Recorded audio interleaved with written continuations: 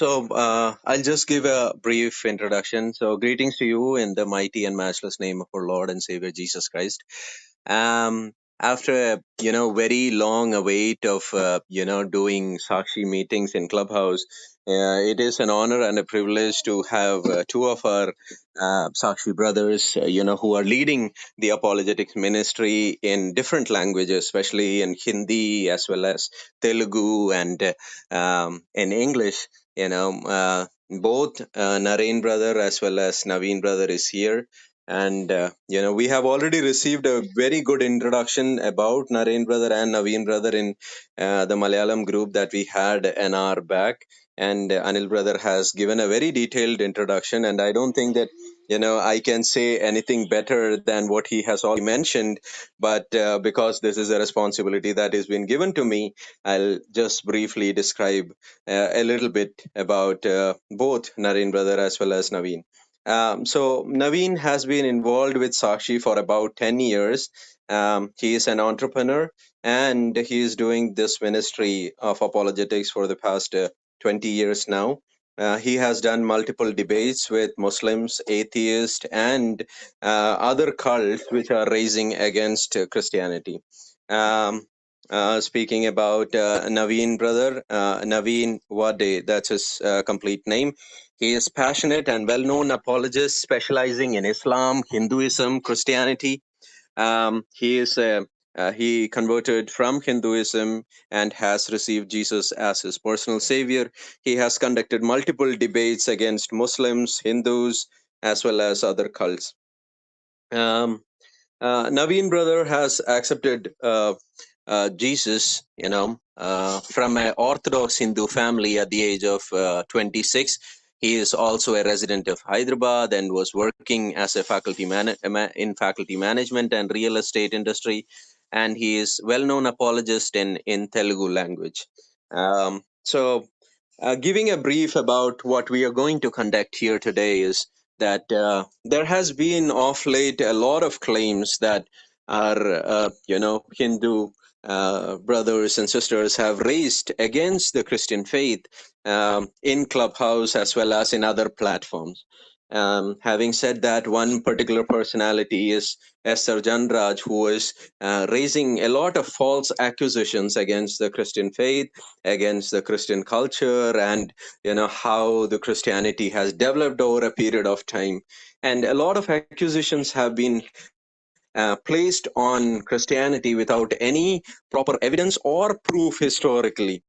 So we have already mentioned about the claims that she has made. We have already mentioned in the previous rooms about the accusations that she has made. And, all of these accusations that she is raising against Christianity is at present baseless, and they are arguments from her own free will that she is using. Having said that, we will definitely try to play these audios and the things that she has mentioned in her recent speech, and we will play that, as well as both Naren brother and Naveen brother can refute those arguments. When each of you would be picking up these arguments, please try to blink so that we would know that who among you would be picking up this argument, so that the moderator Eben would know that, okay, you are the one who is blinking. To blink, all you have to do is just click on your mic button multiple times, and the moderator would know that how you need to blink, how who is going to pick up that particular argument. Eben has already shown you how to blink. Maybe Eben, can you show it one more time? Yeah, like Evan, this. can you? Yeah. So this is how you blink, and then the moderator would know that you are the one who is going to take up this particular argument. Because this particular discussion is completely in English, we're not going to have any translation of this particular discussion. But if there is any Hindu brothers who want to say that, okay, we only speak Malayalam and we want to ask the question in Malayalam, we want to refute in Malayalam, then we will pick up that particular question. We will translate it, and when Naren or Naveen would be answering to it, we will try to translate that. So Brother Eben can do that particular part, or Shijimon brother is also here. Any one of you can pick up that particular part and answer back. If there is anyone who is in the speaker panel right now, and those who are from part of us, if you want to ask a question, like if you want to ask a question in Malayalam, feel free to ask that question. Do not do not worry about, okay, I'm asking this question in Malayalam, how would it be and things like that. ഞാൻ പറയാൻ ഉദ്ദേശിച്ചത്, നിങ്ങൾ speaking പാനലിലുള്ളവര്, നിങ്ങൾക്ക് ആർക്കെങ്കിലും ചോദ്യങ്ങൾ ചോദിക്കാൻ, മലയാളത്തിൽ ചോദ്യം ചോദിക്കാനുണ്ടെങ്കിൽ, നിങ്ങൾക്ക് തീർച്ചയായിട്ടും ആ ചോദ്യം മലയാളത്തിൽ ചോദിച്ചു കഴിഞ്ഞിട്ട് അതിനെ നമ്മൾ ഇംഗ്ലീഷിൽ ട്രാൻസ്ലേറ്റ് ചെയ്തിട്ട് നവീൻ ബ്രദറോ നരേൻ ബ്രദറോ അതിന് ആൻസർ കൊടുക്കും. പക്ഷെ മുഴുവൻ ഡിസ്കഷനും മലയാളത്തിൽ ട്രാൻസ്ലേറ്റ് ചെയ്യുന്നതല്ല. So we are not going to translate the whole discussion in Malayalam. So that is the brief introduction initially that I want to give. And we have already spoken about Brother Naveen and Naren, as well as their ministry that they have been doing in Sakshi Apologetics for the past few years. So Brother Naveen, Naren, are you there? Brother Naren? Yeah, hi, can you hear me? Yeah, I Okay, can. yes. Evan, can you hand over? I'll be getting into the car, so I'll get free in few minutes. Okay, no problem. I'm audible now. Is this better? Yeah, Hello, now can you it's hear me? very clear. Okay, super. Thank you. Yeah, thank you. Naveen bro, can you just open your mic and speak something, because I cannot hear you and till now. Can you just open the mic? Naveen bro? Yeah, brother. I think my Yeah. voice is clear. Yeah, it's very clear. Thank you. And right now, just like you can mute your mic whenever. I think Naren bro was not here, or the audio was having some issue earlier. So I want to tell you one thing. Whenever you want to speak, just blink the mic, like what I am going to do right now, so that I can know that you are going to speak next. This Yeah, that's the way. Okay, so we can start the program. Shijimon bro, do you want to add something, or else I Okay. can I? No, brother, I was going to say that please close your mic little to the mouth. That was I wanted to say, but you remain that. Yeah, that's great. Okay. Anyway, we can have intro session from Naveen bro and Naren bro at first. Naveen bro, are you here? You can just start a small brief, or like what we are we're going to refute today. Or Naren bro, who is going to speak? You can blink the mic and you can start.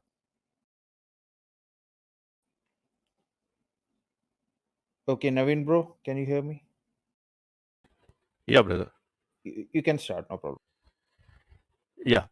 So the thing is, I do hear Esther Danda speaking in Clubhouse titled Essentials of Dharma. So she's from Hyderabad, and many of people don't know that I am close associate with her brothers.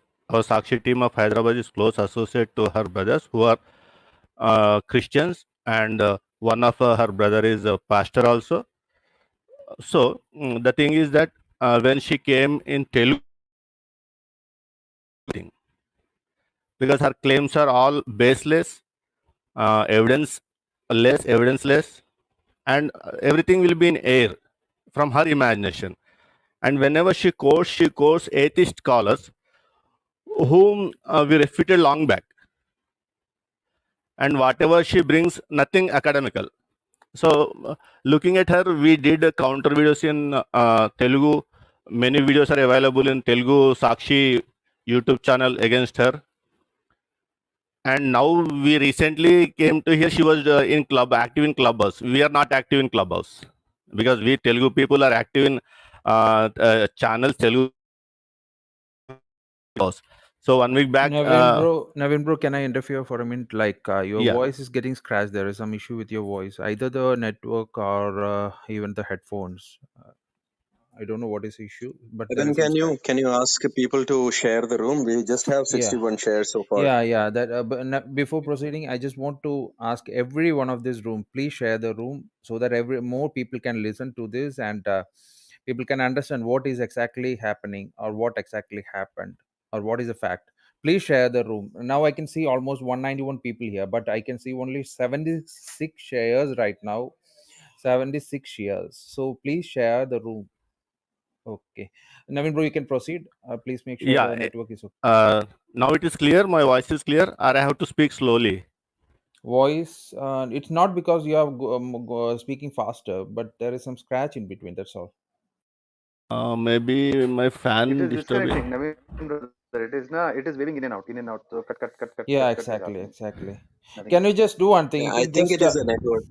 yeah, you can just maybe like if you have router, you can switch off and on, you can join us back. Meanwhile, Naren bro can proceed, because you can just reset all the things which which you have done until now, and come back. That will be better for your network as well. Yeah. Now it is okay, I think. Yeah, now it's better. Okay. Yeah. Then I'll continue, and I'll take half second. So when we countered her in Telugu very well, she could not continue in Telugu, and she changed her platform. She shifted to English platforms, but we don't know where she was doing all this nonsense talks. I do say nonsense because it is nonsense, literally. When someone refuted it years back, again you're bringing the same stuff. For example, the last clubhouse talk, she was bringing 16 saviors into picture. When it was refuted years back, it was refuted, and in academic world no one is discussing of that. And dark age book, that also refuted. Now no one is discussing of that. Means the people hearing to her are new to this subject. That's the reason she was feeling comfortable, and she never come for a discussion. So when I heard, when she was giving a call that we should attack these Christian missionaries, we should attack, we should bring means we should do garvaps and all that. My first question I got in mind is why she was not doing the same at her home. Her own blood brothers and her mother still practicing Christians, and his brother himself is a pastor. Means whatever she was blaming on Christian missionaries, means she was blaming her own blood brothers. Means her responsibility is to first change, clean her house, then come to the public. Why she was not able to do that? That is my question. So anyhow, I thought, okay, let us take up this in clubhouse, let the people know the truth, what is happening. So we are close associated to her family. We know the truth, what is happened to her, what happened, why she came back to India. So we don't want to go into her personal this thing, because that is destructive criticism.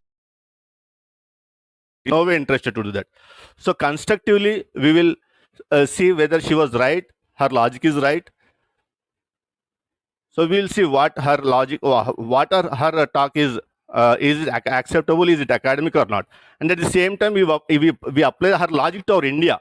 Instead of applying to the world where we did not went, let us apply to our India, our own land, who hijacked the culture.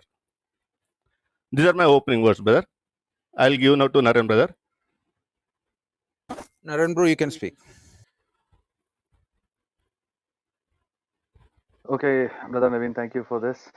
And I really appreciate Brother Stan and all the other brothers who have called me here. It is a pleasure, first time for me on Clubhouse. And I really hope that I can make a worthy contribution. And I really appreciate all the people who have been here, who are here now, and listening, putting up the time. And this is what I really appreciate about, especially the Southern culture, the original, authentic Dravidian culture of this great country. Their quest for knowledge, they like to discuss, they like to, come up and even if there is a argument, have an argument, have a discussion, learn something, which you never find in other parts of the country. That is why we rarely get the Sanatanis to do any sort of debate. Rarely, it never happens in India. Whatever debates that we have done uh, is mostly that Brother Praveen and Brother Naveen have done typically in South India, but otherwise it never happens in the English or Hindi, other languages. So in any case, we just had some debates with ISKCON also, but they were also based. One was in New Zealand, other was in the US, and you can go to Sakshi Apologetics English channel. You can see the debates over there. Very academic and very well done in the right spirit. Now coming to the point. Now the I believe the objective is to let people know what is happening nowadays, that with the current governance system there is more focus on Sanatan Dharma types. So what is it all about? Uh, why is so much focus being put on putting down other faiths? It could be Christianity, it could be Islam, it could be other faiths which is there in this country.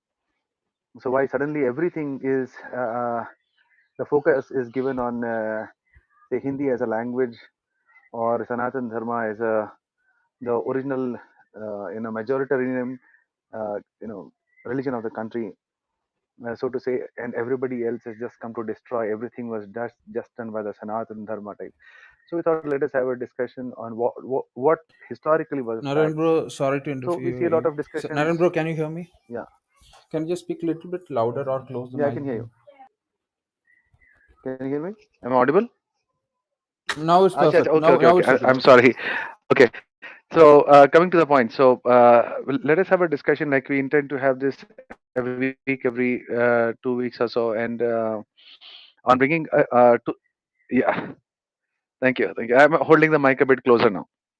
Yeah, Anyway, yeah. so what was the actual contribution done? Let us be historically accurate in that. And as Naveen brother rightly said, there are a lot of such clubhouses now opening for discussing about Sanatan Dharma. And I always see, you know, uh, like to put it this way, that is, when you are, hello, can you hear me? Yes, we can. Hello, I'm audible? Yeah, you are audible, but there is little Okay, okay, okay. latency. Right. So, all right. So, when you're talking about two lines together and one line, if you're trying to show that one line is bigger than the other line, there are two ways to do it. One is that you actually draw a bigger line, or the other approach is to, make the other line shorter. So here the approach that we see, especially like what somebody sent me the clip by Asher Dhanraj, rather her name is Kamakshi Dhanraj, is to show that the other one is lesser, is false, is derogatory. And I went through that audio also. So anyway, let me not get into the audio discussion now. Let us start the program, and then as we go through it, we'll discuss individual points and what was said. And here we'll speak with actual evidence, and we can have an open discussion on this. And I look forward to this. So to brother Stan, brother Ibn. Yeah, thank you. So, Nasreen, can you hear me? Brother Nasreen? Yes, yes, I can hear you. I can Yeah, hear you guys. yeah. Just can you I'm just just starting off with the. I'm just starting off getting in a car, and I would be traveling and on and off. But I'm here. Yeah, go ahead, please. no? I just want to ask you one thing. Shall we start with playing the audio, or else what is your next plan? Can you just tell? Yeah, if you can first read out the issue that she is raising and play that particular part of the audio Okay, okay, from okay. that particular timeline, and then brother Naren and Naveen can pick it up. So we can go one by one like that, and at the end, brother Naveen or Naren can give a short conclusion, and then we can pull up people to the panel. Okay, okay, okay. The first thing is like I will start from the very beginning. 1 second, just a minute. Give me a second. Okay. The first thing I'm going to play an audio. The core element of the audio is like Christians are responsible for the destruction of history, uncivilized, bigoted Christians. That is the first thing she mentioned. So we can go for the video first. 1 second.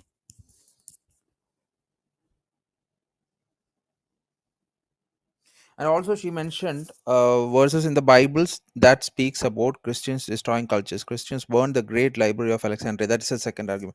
Anyway, we can hear that audio.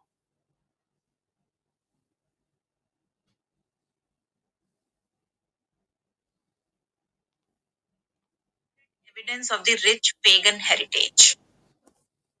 The few pagans that have left, that remained, could write some part of their history, which has been handed down to us. That's how we have those historical evidences, writings. Now, how do Christians explain the destruction of the pagan cultures? They say that the destruction of all the classical works, libraries, the huge ancient art, the statues, the temples, all the destruction was caused by either accidental or deliberate activities like fire and raising of the temples and all that. They also say that it is neglect and barbarian invasions. When they say barbarian invasions, they are not including themselves. Everybody but them are the reason for the destruction of the classical world. Or they say that it has happened due to the gradual collapse and the rot in the society, corruption of societies. But they will never take responsibility for their past. And you will never come across a single practicing Christian admitting that it was the work of their own saintly, uncivilized, bigoted predecessors. Okay. Naren bro, can you hear me? You blink the mic, so that's the reason I came to you. I think you have heard No, no, I'm the sorry. I did that by mistake. My apologies. no Yeah, please problem, go ahead. no problem, no problem. Okay. Anyway, I think you have heard the context, like what she said, so you can go out with the refutation if you have something. Right. So thank you for this. And so, okay, now I went through this audio actually. It was very painful to hear the audio because, you know, I don't like to speak very this lady, if I can call her one, talks is extremely Naren bro, 1 second. I'm facing an issue to hear you. Can you unhygienic, just Naren very bro? bad. Yeah, Is there anyone in panel is facing the same issue yeah. that I'm there. I'm there. Tell for me. me Yes, the audio is Yes, breaking? yes, he's voice is patchy. bad. Yeah. So Naren bro, could you please? One sec. Yeah. One sec. Yeah. One Yeah. sec.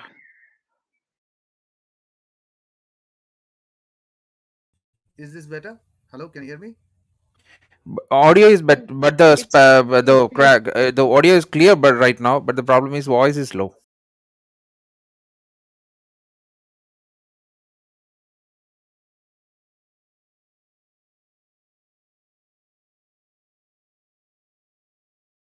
I changed my audio input. Is it better? Can you hear me clearly now? Yeah, right now it's clear, but the audio is low. That is the only problem. Anyway, you can continue. Okay, I will speak up a bit if this is better. Then all right. Hello. If Yeah, you can yeah, hear me yeah, now, yeah. You I'm can I speaking can up. hear you. All right. So there was a lot of the way of speaking when you're talking about a discussion like our brothers from Sakshi also has done videos on um, Esther and her work and her lectures that she gives. I believe like even in one of the lectures was she like such harsh words used by anybody, words like bigotry, hate filled, and they are in permanent denial mode and demonic past and uncultured, uncivilized. And what sort of language is this? What sort of language is this? So that is that shows the background, that shows the culture, and that shows the belief system. And there I remember, like, we just finished a debate with on Hatun Tash channel with Dr. Preeti, and you can see the same attitude Muslims quite a few times. And found even the Muslims to be much more charitable in the way of talking and decent. But these people, it is very bad. And now when you ask them, I've messaged Esther a few times, and immediately the moment you start questioning, the victim card is played out. The victim card would be, oh, I'm a woman, and look at how they talk to a woman, and you are trying to put me down because I am a woman. Oh, I have left Christianity, so now all the Christians have come after me to finish me. The typical victim's card. If you're left Christianity, okay, that is your choice. But when you're talking against Christianity in such a horrible way, I have to respond. And when you are talking as if you are a big authority, I have the right to. It's as simple as that. Then when you are asked and you start crying, then don't do this. So that is what you see, and you never hear even an atheist talk like this. I've never, in my experience, never seen Muslims talk like this. But you see these people, so-called intellectual Kshatriyas, talking in this manner, and never they'll come for a debate. And Esther, in all her career as an intellectual Kshatriya, has never done a debate. So is our boss, Rajiv Malhotra. If you go to our Sakshi channel also, on our SakshiTimes.net website also, we had invited Rajiv Malhotra, her boss, for a debate. He first agreed and then ran away. He just stopped communicating. Following the same, and if this would have been a pastor, a church pastor or something, they would have immediately come. Much like the Zakir Naik. But Zakir Naik again has some dignity in talking, but these people have no dignity in talking. Anyway, coming to the points that was raised with regards to Christians destroying the cultural heritage. Going ahead, she picks up that she talks in very great detail about how Christians, as an example, destroyed the great library of Alexandria. And honestly speaking, I was shocked because this is the first time in an academic discussion, nobody, as Naveen brother said very well, nobody talks these arguments nowadays because these are too outdated, and even a high school student would know that this is wrong. So Is it just let me me, just take you through it, Brother and Naren? then I'll take you through those Brother 2-3 Naren, biblical verses just that Brother Naren, is it just me she or mentioned, is and it just how me or his voice is breaking? as you might know His that voice is breaking. everywhere He Esther didn't goes, and that even is what these heard people do. what we said Everywhere right they now. go, they talk about, I've done my diploma or degree in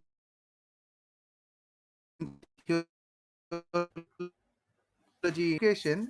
You are still Brother asking Naren, him bro Naren, can you just hear me? to Br- I can suggest one thing. interpret Ask scripture. him to use his phone, The library of not the club deck. Alexandria. Actually, I don't know how to post. Um, He this is is from not World even hearing. History and Okay, let me give him a e-history. call. Brother Stan, I'm just messaging you. Can you just put up the link? I don't know. I'm new to Clubhouse, so I don't know how to post the link. Uh, If somebody can just post the link Text to in him the in the group Clubhouse. so he can read I hope what I'm we are audible saying. now properly. Okay. Hello? Yeah, Naren brother, your voice is cutting in between. Yes.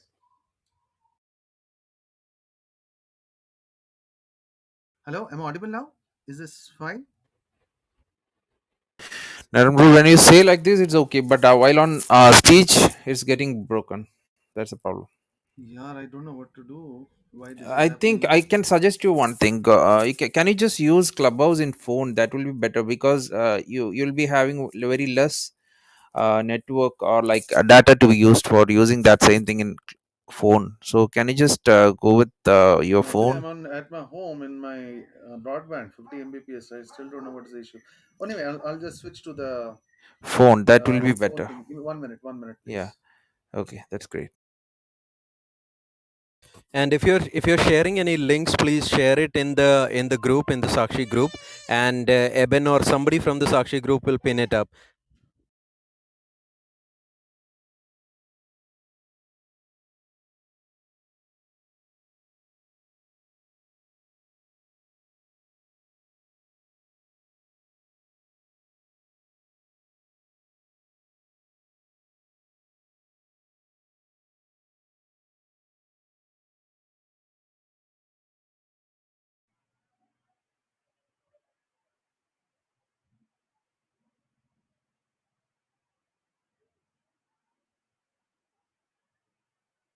Naren bro, are you back? Because your mic is unmute, but we I'm here. cannot hear I'm you. here. Yeah, go ahead, I'm go here. ahead, go ahead. Yeah, is this So better? you Is this have shared better? a couple of, yes, it is way better, way better. So you have shared a couple of posts in the Sakshi group, and transfer to post it. Yeah, please post it. So, coming to the first thing, Yeah, I um, pinned that link here. The Alexandria. Right. See, this is I have posted. This is like. I hope my audio is better now. It's very clear. Thank you. Again, I apologize to all the people who are here that this is first time using this thing, so I'm just a bit clumsy. So please excuse me.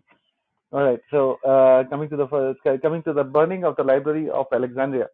Now over here, as you can see across the board, the number one person that is taken as responsible is none other than Julius Caesar in 48 BC.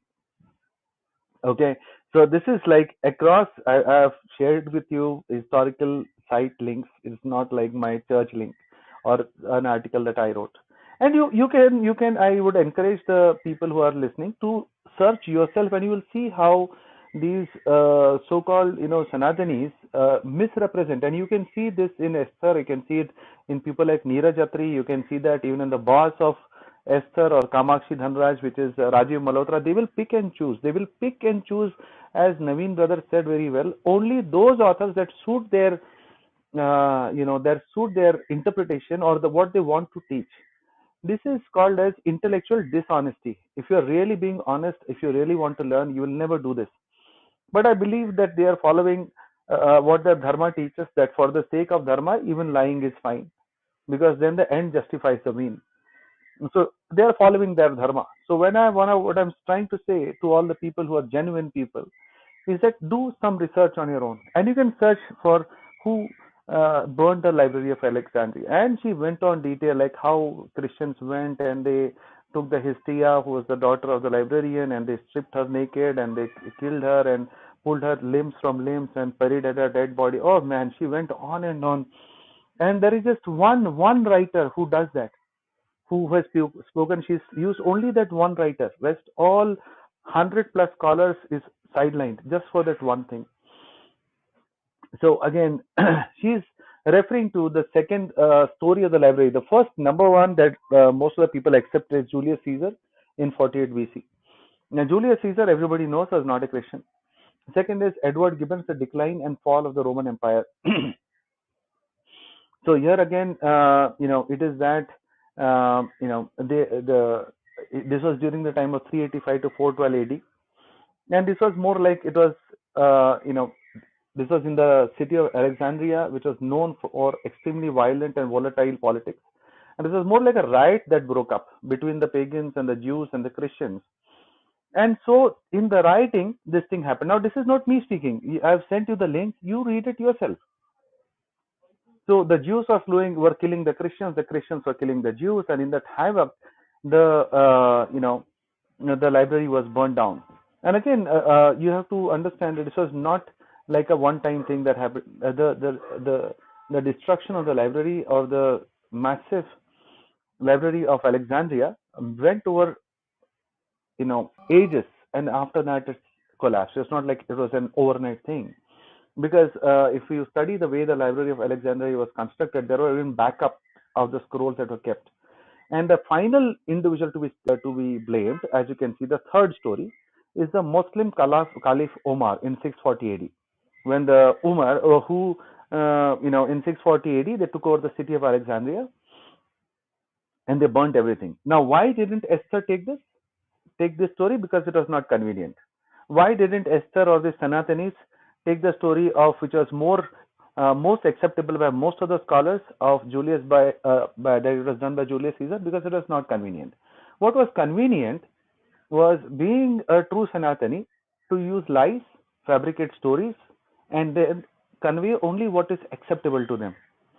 So, and again, now coming to the preservation of history, compare it with the history of the ancient world, right from the time of Jesus Christ to even 2000 AD, and compare the history, the way it is stored and who stored it. It's basically the Jesuit monks.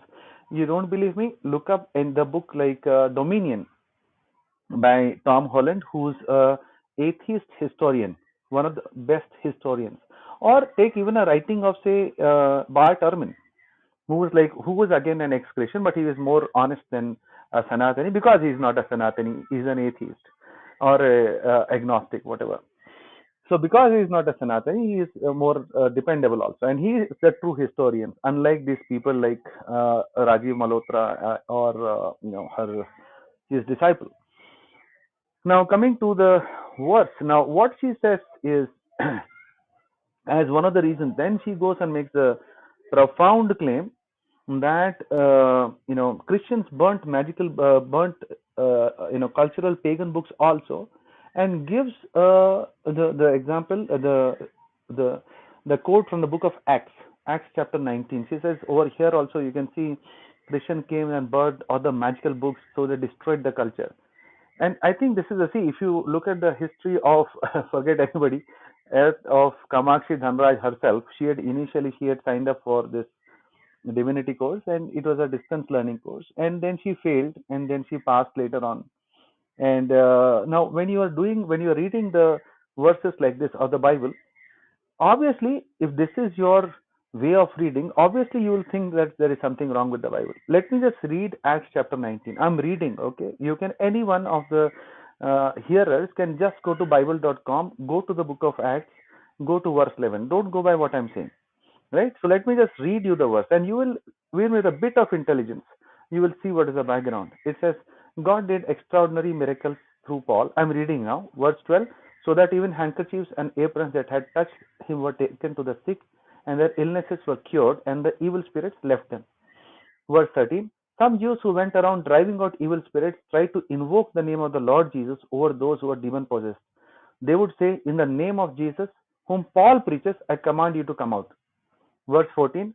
7 sons of Sceva, a Jewish chief priest, were doing this. One day the evil spirit answered them, Jesus I know, and Paul I know, but who are you? Verse 16. Then the man who had the evil spirit jumped on them and overpowered them. He gave them such a beating that they ran out of the house naked and bleeding. Verse 17. When this came to be known to the Jews and Greeks living in Ephesus, they were all seized with fear, and the name of the Lord Jesus were held in high honor. Verse 18. Now listen carefully. This is the verse.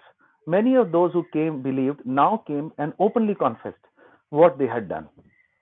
A number who had practiced sorcery, a number of people who had practiced sorcery bought their scrolls and burned them publicly. Now who did this? The people who were doing the witchcraft themselves realized that this is all demonic. They bought their own books of magical crafts and they burnt it because they didn't want to believe in it anymore. What would you do? What would you do? Ask any of the audience people. What would you do? You have some books like this at home and you realize that this is wrong. It could be maybe taking drugs or doing some horrible things or making some bombs or doing all these demonic activities, whatever. You realize that what you're doing is wrong. Or it could be that maybe you have some pornographic books at home and you suddenly realize that this is not what my God wants me to do. You take it and you burn it. Is that wrong? Now, were these people forced by Paul or Jesus or the Christians at that time to drag them out of the house and made them and forced them to burn their books? No, they did this of their own volition. I have done such things myself. I have burnt the things that were not good for me. Like for example, even myself, so somebody had gifted me on how on this demonic arts and how to practice all these various things. It sounded very interesting, but when I started reading, it was very bad, and I tore it out and I just got rid of it. Was I destroying culture? That will be as stupid as any of you saying that Naren destroyed the culture. So this is what the Sanatanis refer to show that Christianity destroys culture. Then the next thing, then she says, look at the way it is interpreted. Then she says, in the book of Hosea, it is written that Jesus will come back and in 2 days, 2 days he'll revive us. On the third day he will restore us that we may live in his presence. Now this is in Hosea chapter 6, in the book of Hosea in the Old Testament. You can read it yourself. I will not even post the link because then you might say this is my own link or whatever. No, you do a search, go to bible.com, biblegateway.com. So many hundreds of sites are there. Or open a Bible yourself. Hosea, book of in the Old Testament, chapter 6, verse 1. Come, let us return to the Lord. He has torn us to pieces, but he will heal us. He has injured us, but he will bind up our wounds. After 2 days, he will revive us. On the third day, he will restore us, that we may live in his presence. Now, anybody, even like a 10-year-old child, will see what is happening over here. That is, it is simply saying that God will punish you and then God will only revive you. Somehow Esther ties, or Kamakshi ties this verse to the resurrection of Christ. I have read multiple commentaries. No one, whether it is Matthew Henry or whether it is John MacArthur, so many commentaries are there. None of the Bible scholars take this as prophecy of the resurrection of Jesus Christ. But he says this is talking about resurrection of Jesus Christ. So, one of the clearest or other from the Old Testament is Isaiah 53 about the resurrection also going ahead. But we will not get into that. So this is how the verses are, misrepresented and told across. And then she goes on to say that that is why they were all waiting that now Jesus Christ will come back and take us out to heaven, and immediately the kingdom of God is going to come. That's why nobody wrote about Jesus Christ for 30 years, 40 years. Nobody wrote about the Gospel of Mark, written around 70. So that is the reason why it was written so late. Let me ask you a simple question. There is Jesus Christ at this time is one of the most well documented in the times of antiquity. Show me any other, even Julius Caesar, whose books are there written so early to his life. Even about, you must have heard about Alexander, right? The Emperor Alexander. Even his life and times was written 300 years after he died. 300 years, the Emperor Alexander. Here there is a group of fishermen. Most of them are not very well educated also. And if the rating comes after 30 years, these people have a problem. My simple question to you, when did Ram exist? Again, I'm not trying to be, offensive to my Hindu brothers or, who might be attending or listening to this. What is the evidence that Ram existed? Show me any scholar who says that Ram existed or Krishna existed, except of course the Sanatanis who are there. Historic scholar, or what is the evidence to that effect? Here across the board, there will be thousands of Christian, non-Christian scholars across the world. No one disagrees with the historicity of Jesus Christ. But here there will be people like Esther, her boss, Rajiv, or people like Neeraj Attari, all Sanatanis, who will cherry pick one or two so-called scholars like Richard Carrier or Robert Price, 2-3 scholars, and then say that Jesus Christ did not exist. This is cherry picking. This is not called as intellectual honesty. And we'll be more than happy to take up a debate. Historicity of Krishna, you name it. Historicity of Krishna versus historicity of Jesus. Historicity of Rama versus historicity of Jesus. You tell us. You take a pick. We'll be more than happy to have a live discussion on that. What is when was the Vedas? When was it written? Or even they say the Gita was written thousands of years ago. It was an ongoing process. Probably it ended around 800 AD. So thousands of years old. What thousands of years old? The earliest was probably the Rig Veda, which was probably written at the time that of around Moses. That's what history says. So where is that? So let us, if you are debating about that, about the when it was written, tell me, when was Ramayana written? How close to the birth of Rama was Ramayana written? Or how close to Krishna in his avatar was the Mahabharata and Gita written?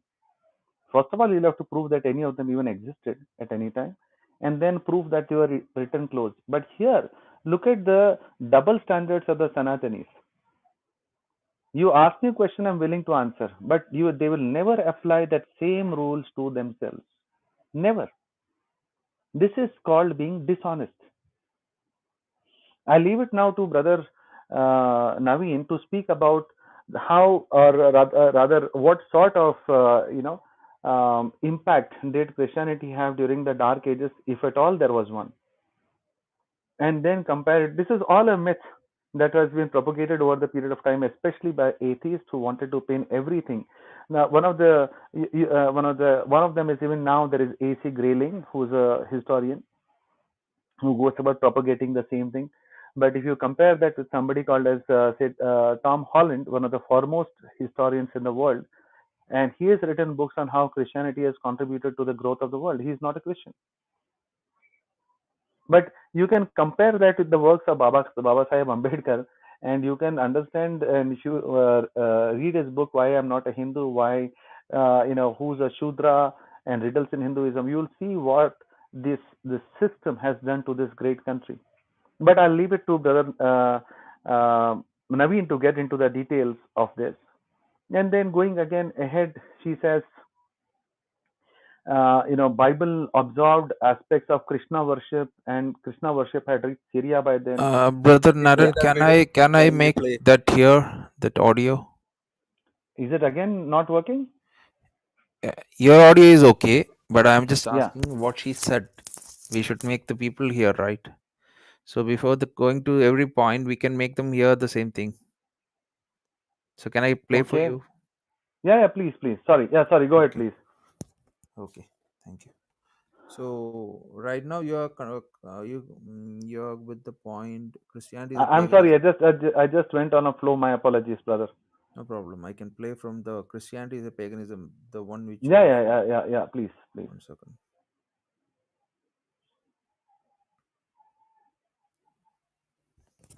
Same doom. And by destruction activity, I mean their evangelical activity.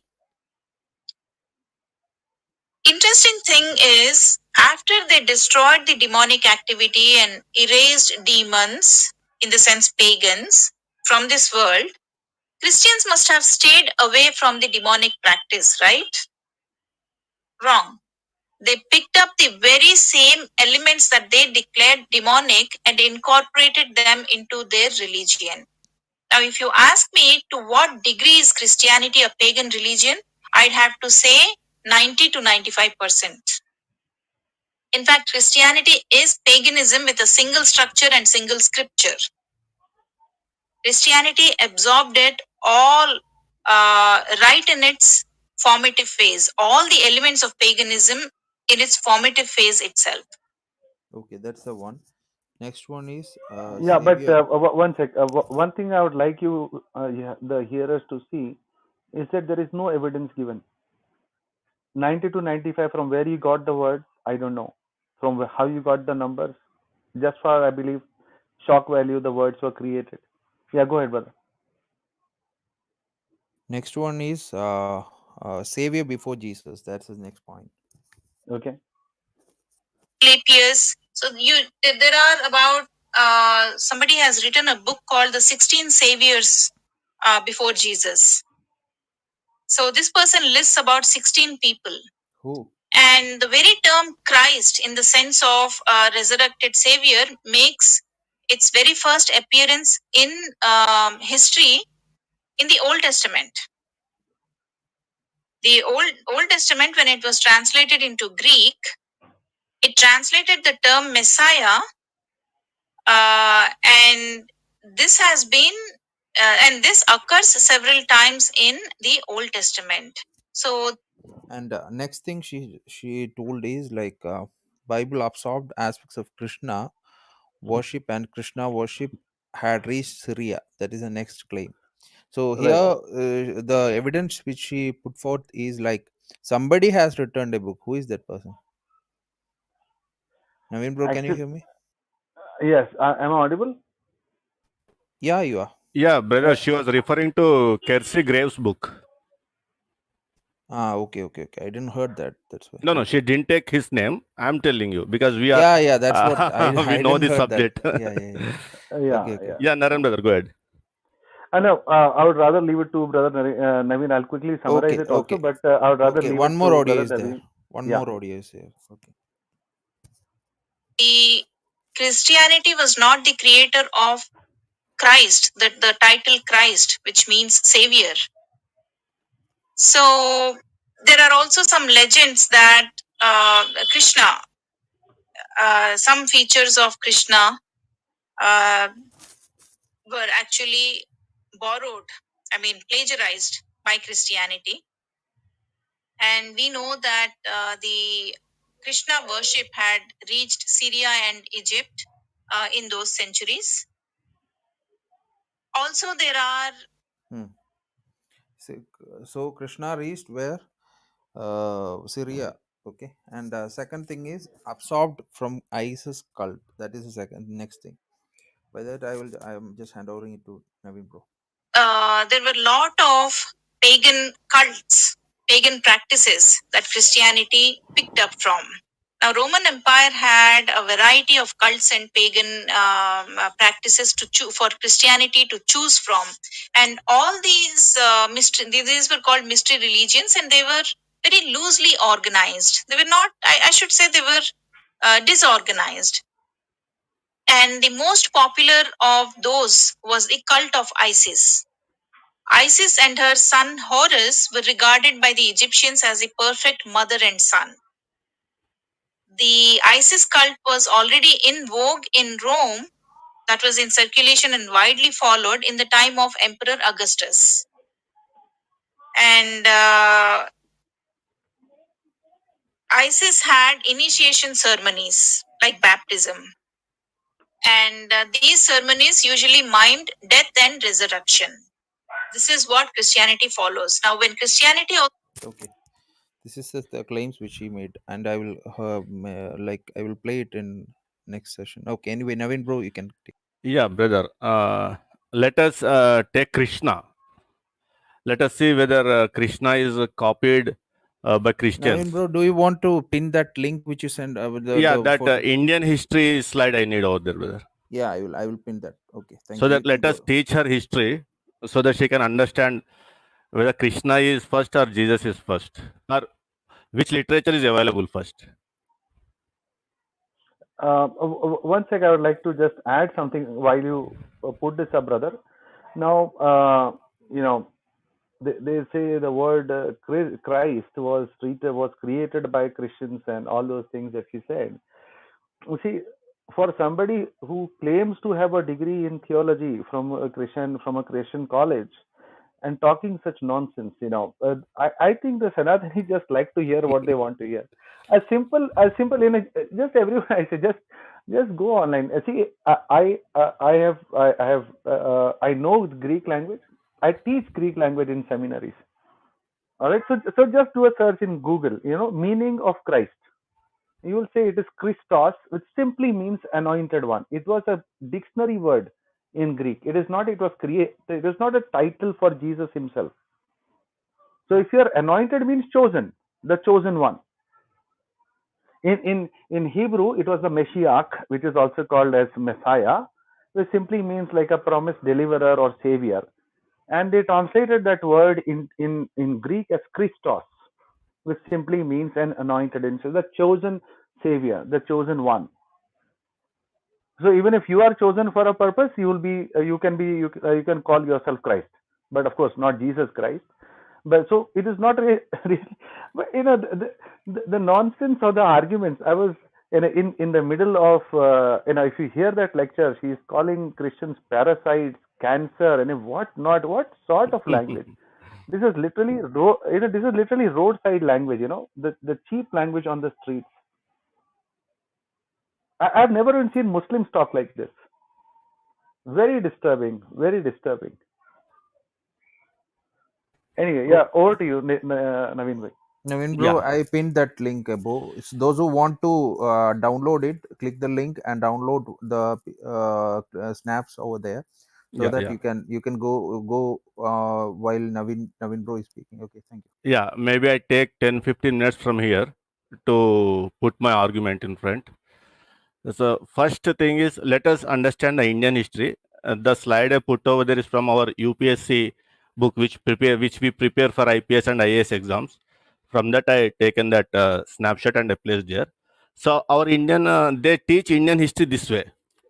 Under ancient history, they bring Neolithic period from 7600 to 3300 BC, and after that 3300 BC to 1700 BC Indus Valley civilization, and from there post Indus Valley period from 1700 to 1500 BC, and Vedic civilization from 1500 to 500 BC, and from 500 BC Mahajanapadas, Nanda dynasty, Maurya dynasty, Shunga dynasty, Kanva dynasty, Kushan dynasty, Satavahana dynasty. Like this, the history goes. My basic question to her is, do you have any evidence in India for Vedic civilization from 1700 BC to 500 BC? So, if you say yours is Sanatana Dharma and yours culture is very much indigenous to India, and your culture belongs to Indian continent, then just show me single evidence for 1700 BC to 500 BC period for your Vedic culture or your Sanatana Dharma. The evidence should be like this. In next slide, I put for any historical source, we go and check for coins, we check for artifacts, we check for monuments, we check for literary resources, we check for archaeological sites and oral transmissions, if any there, and any stone inscriptions, paintings, images, and oral history. So my question is, do you have single evidence for this Vedic period, which we are studying as our history, Indian history, which mentioned from 1700 BC to 500 BC? It is Vedic civilization. Do you have single evidence for this? Yeah, brothers. Have you ever seen a single evidence for this Vedic culture in India? You don't see single evidence. Evidences like, if there is Vedic culture, we should know which king is following that Vedic culture.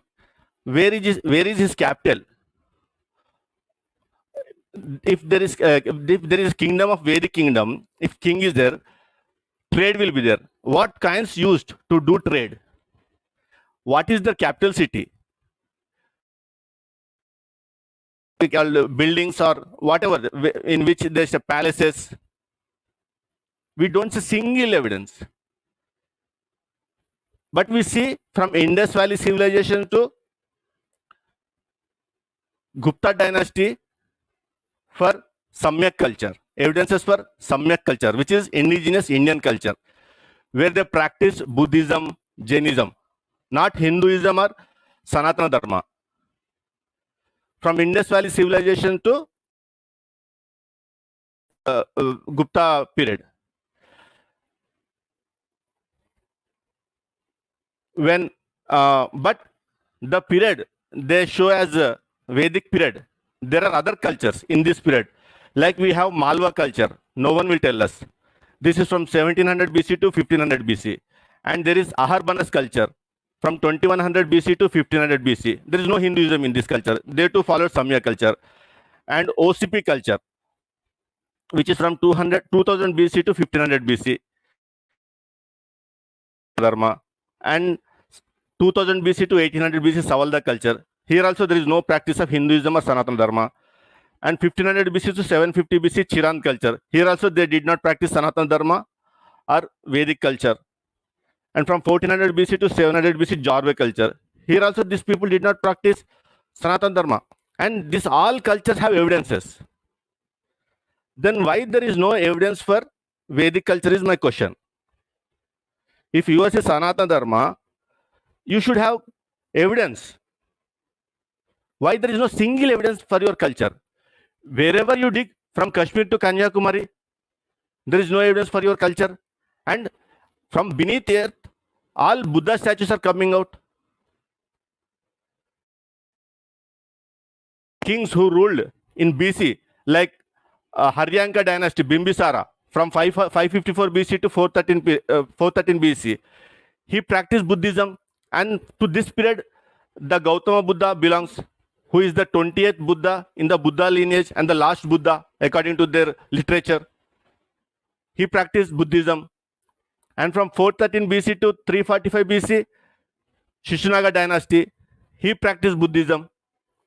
And in when Bimbisara died, when Ajatashatru came, the first Buddhist council took place in his period. And second Buddhist council means that Buddhist council means like canonicity or canonization of their scripture took place in this period. And when it comes to Shishunaga dynasty, he followed Buddhism, and second Buddhist council took place in his period. And after that, 345 BC to 321 BC, Nanda dynasty, there is no Hinduism. He too followed Buddhism. And from 321 BC to 180 BC, Maurya dynasty, there is no Hinduism. They too followed Buddhism. And from Chandragupta lineage came Ashoka. He conducted third council of Buddhism. And in his period, in his reign, he called himself as king of Jambudvipa, and his territory, now the RSS people who are saying Akhand Bharat, that Akhand Bharat was only when Ashoka reigned, and he called that Jambudvipa, and he himself called as Jambudvipa Palaka. So his state religion was Buddhism. There is no Hinduism. And these kings did not build single Hindu temple, did not repair single Hindu temple. We don't see temples at all. When Kushans came, Kanishka brought the idol, making of idols, that culture to India. He made people to make idols of Buddha. So my question is, where is your culture in India? Then next people will ask me, then what about this Hinduism? And before going to see that question, I want to put another question. Important foreigner travelers came to India, like in Chandragupta Maurya period, Megasthenes came. Afterwards, Fahian came in 405 to 411 AD. After that, Hitsung came in 630 to 645 AD. Hyunsang came. So these Chinese travelers are the Greek ambassador who was a peace ambassador of Chandragupta Maurya palace. No one wrote about Hinduism in their books. No one mentioned about Hindu culture or Vedic culture, their festivals, discussed about their gods. Only Al-Burani, when he came to India, maybe his period is 1024 to 1030 AD, first time mentioned of Puranas in his book. Till that time, no foreign traveler mentioned about Hinduism or Vedic, or mentioned about the temples. Then where is your culture in this period? My question is, even Megasthenes stayed 13 years in Chandragupta Maurya palace. He didn't even mention single word about the Chanakya or the Kautilya or the Vishnugupta who wrote Chanakya Niti or Ardhashastra. Single mention of Chanakya in his book. He described the entire land, their culture, their festivals, the people. He divided the society into 5 to 6 layers. No caste system, and no caste system. No one mentioned about caste system. These foreign travelers. When Al-Biruni came, we see what the Hinduism we are seeing now. So, next question is, people may ask, then how this Hinduism which we are seeing now came into existence, or who brought that to India, or how in India it emerged? So to tell that, I want to narrate a story, simple story. We all know from Himalaya mountains, Himakund in Himalayan mountains, from Himakund, Gangotri flows. And Gangotri coming down to that Gangotri is a natural resource. The river which is flowing by the name Gangotri, it is a natural resource. And to that, Alaknanda is added, Mandakini is added. And while it is moving forward, on Indian land, it is named as Ganga. And again, from Ganga, while it was moving towards Bangladesh, it divides into Hooghly and Padma. And again, both goes to Bay of Bengal. So here, the river Gangotri is nothing but, it is Buddhism. And Alaknanda, Mandakini is like the Buddhism afterwards divided into sects. Alaknanda, Mandakini is like Theravada Buddhism, Mahayana Buddhism. And from this sects, again become Ganga. Ganga is nothing but the Advaitam introduced by Adi Shankaracharya, Advaita philosophy. And from after that, again we see Hooghly and Padma rivers like Vishishta Advaitam and Dvaitam, which are introduced by Ramanujacharya and Madhvacharya. And all together becomes Hinduism. So now people say Buddhism left from India. No, it is not like that. Buddhism evolved into three religions: Shaiva Sampradaya, Vaishnava Sampradaya, and Shakta Sampradaya. These are known as Hinduism. Many people don't know Hinduism is. Many people think Hinduism is a single religion. No, it is not a single religion. It has different religions within itself. Shaiva Sampradaya, Advaitam is a different religion. Vaishnava Sampradaya, it is different religion, which is called Vishishtadvaitam. Shakta Sampradaya, it is different religion, which is called Dvaita philosophy. So, what Shankaracharya did, Adi Shankaracharya, he has taken Vasubandhu's Vijnanavadam and Nagarjuna's Shunyavadam, and he modified and presented it as Mayavadam to the people. And from the advent of Adi Shankaracharya after 788 AD, we see people discussing of Hindu philosophy or this Advaita philosophy. Before this Adi Shankaracharya, where is this Advaita philosophy? Who is preaching Advaita philosophy till Adi Shankaracharya? Who handed over this Advaita philosophy to Adi Shankaracharya? I know the guru of Adi Shankaracharya, Gaudapada, and his guru. I know who are they, from what religion they belong to, and what philosophy they preached. My question to Kamakshi Dhanraj is, you have to come up and tell us, before Adi Shankaracharya, so and so is, because you people say Guru Shishya Parampara, so and so practiced Advaitam. The same Advaitam was preached by Adi Shankaracharya.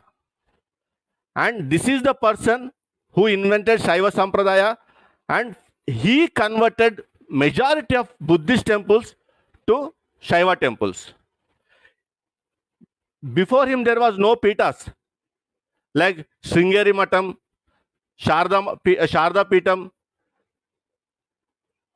and one in Uttarakhand, Badrinath, Jyotish Pitam, and Govardhana Pitam of Puri. These four Pitams, these are all Buddhist aramas. He occupied them, converted them to Pitas. Before that, where is this Advaita philosophy? Who worshipped Shiva? And before he converting all Buddha temples to Shaiva temples, if I say converted Buddha temples, Shaiva temples, I will give example of one temple. Kedarnath is a Buddhist place.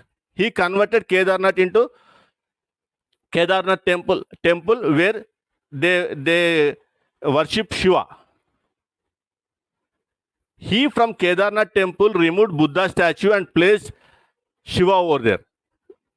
And we have archaeological records, epigraphical evidence that Raja Bhoj repaired this temple in between 1134 to 1157 AD.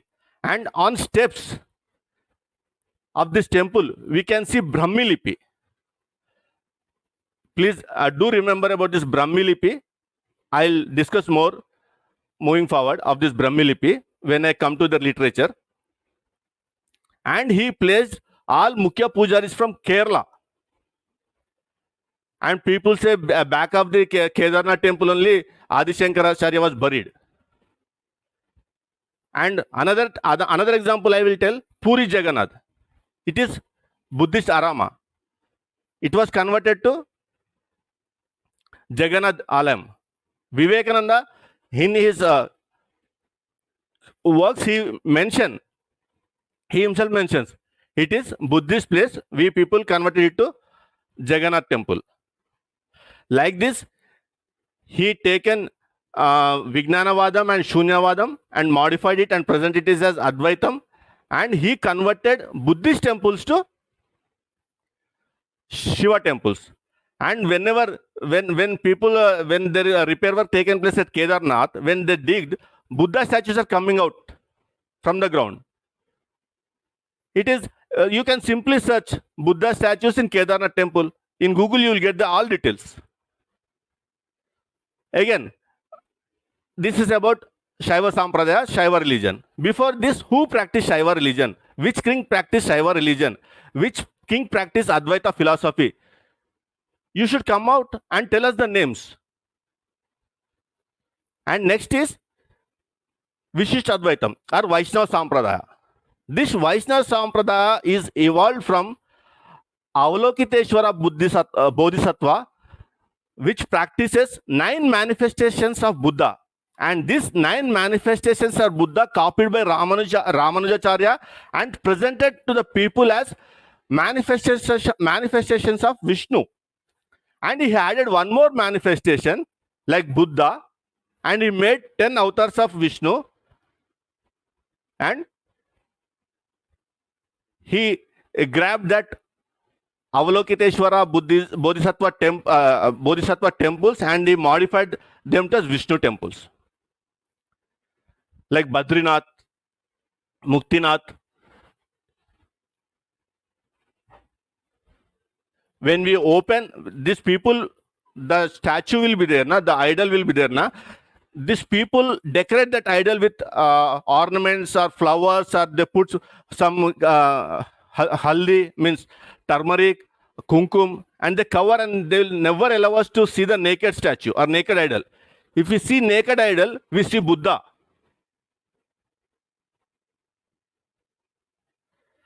And one more Sampradaya, Shakti Sampradaya. And my question, before Ramanuja introduced this Vishishta Advaitam or Vaishnava Sampradaya, who practiced?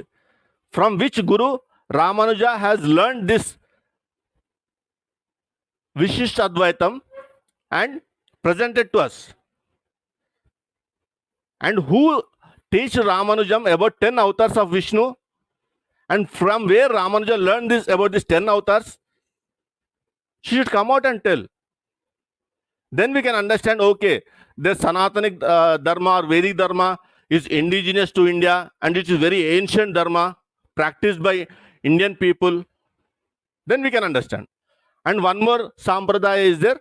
Why I am telling this Sampradaya means, I will come to Vaishnava Sampradaya and I will come to, I'll come and talk about Krishna Avatar. Then we will see who copied whom. Now one more is Shakta Sampradaya.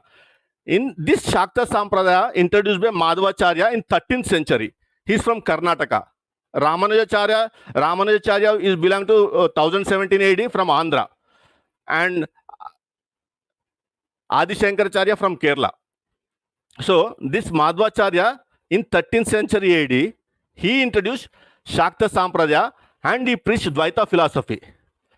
Here, goddess was elevated by him. And Mandeshwari Devi Mandir, which is in Bihar, he converted male Buddha idol to a female Devi idol.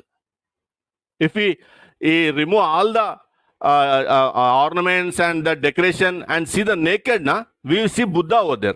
In all temples, if they literally believe and they literally trust that are Vishnu idols, they should show us that idols naked without any ornaments, without any decoration.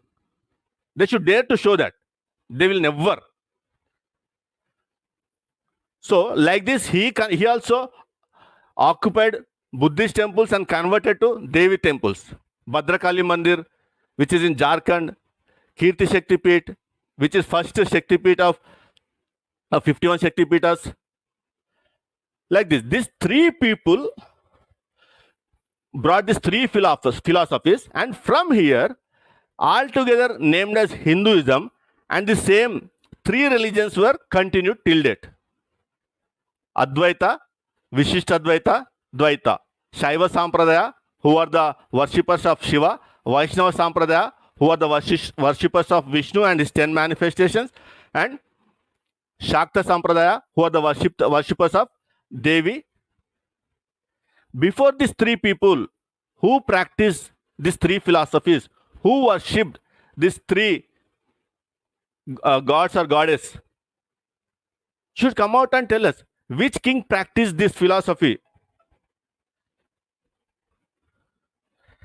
Brother, my voice is clear? It's very clear.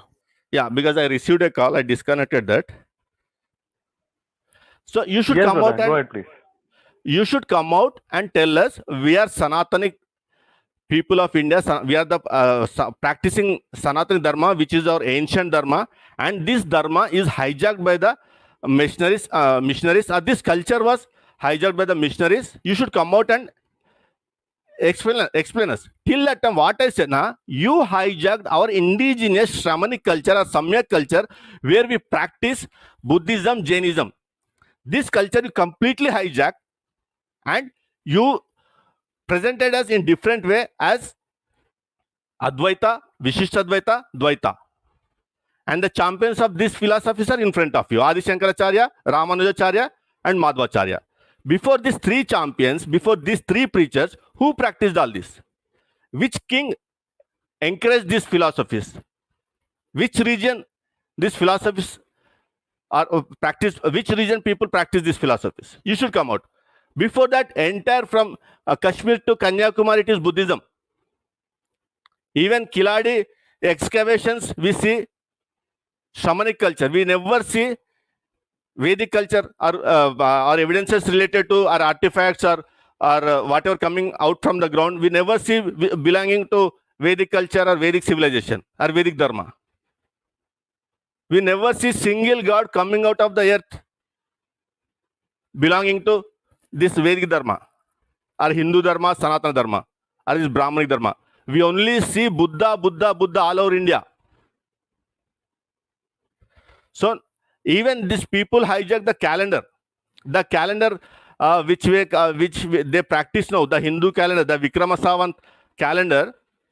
This calendar itself was hijacked from the Indo-Scythians kings.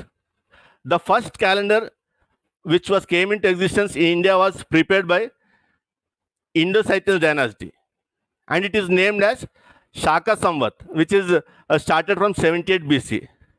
And when Chandragupta II, aka Vikramaditya, his title was Vikramaditya, when he defeated the Shakas, he made some changes to that calendar and he named that calendar as Vikram Samvat calendar. Means the calendar which was brought to India by foreigners, which was practiced by the Shakas or Indo-Scythian kings, like Chastana, after that Kanishk, and after that when this Vikramaditya defeated them, he made changes to that calendar and he named it as Vikram Samvat. On his name, the calendar which we see is this Vikram Samvat calendar. And tactically, these people, what they did, they said this calendar was given by Brahma to the Brahmins directly, and they written this in Brahma Puran. We have history of this calendar. Who made first? Afterwards, who made changes to that calendars, and how the name Shaka Samvat changed to Vikrama Samvat. We have history of that. Then how come Brahma given this to only Brahmins in Brahma Puran? This is called hijack. Now I'll come to this Krishna part. We see Krishna role in Mahabharata. We see Krishna mostly elevated by Bhagavad Gita. So my question is, your language or your Deva Bhasha is Sanskrit. Do your Deva Bhasha Sanskrit have Lipi? Lipi means, brother, like we in English we have alphabets. To write English language, we have English alphabets A, B, C, D to Z. In the same way, my question is, do your Deva Bhasha have alphabets, which is Sanskrit? Do you have alphabets to write your language? Answer will be definitely no. They don't have Lipi for their language. Then the present books what we are seeing, Bhagavad Gita or Mahabharata, in which Krishna is mentioned, written in Sanskrit, but which lipi is used to write that? The lipi used to write that is Devanagari lipi. And the audience should carefully listen here. Before this, I mentioned about Brahmi lipi, which is not at all Brahmi lipi, it is Dhamma lipi. And that Dhamma lipi is the lipi used by our Ashoka to write down his edicts. Nowhere Sanskrit is used to write down in his period. He used Aramaic, he used Greek, he used Dhamma lipi. And the language is Kharoshthi Prakrit. So, my question is, for your Sanskrit language, lipi used is Devanagari lipi. And this Devanagari lipi evolved in or completely came into existence in 10th century. So, when this lipi came into existence by 10th century, prior to 10th century, with which lipi you have written the books, your literature, whatever literature it may be. It may be Vedas, it may be Brahmanas, it may be Aranyakas, it may be Upanishads, it may be Puranas, it may be Dharmashastras, whatever it may be. It may be Itihasas like Ramayana and Mahabharata. Whatever Vangmaya you take, your entire Vedic Vangmaya or Hindu Vangmaya or Brahmana Vangmaya is in Sanskrit language and written by using Devanagari lipi.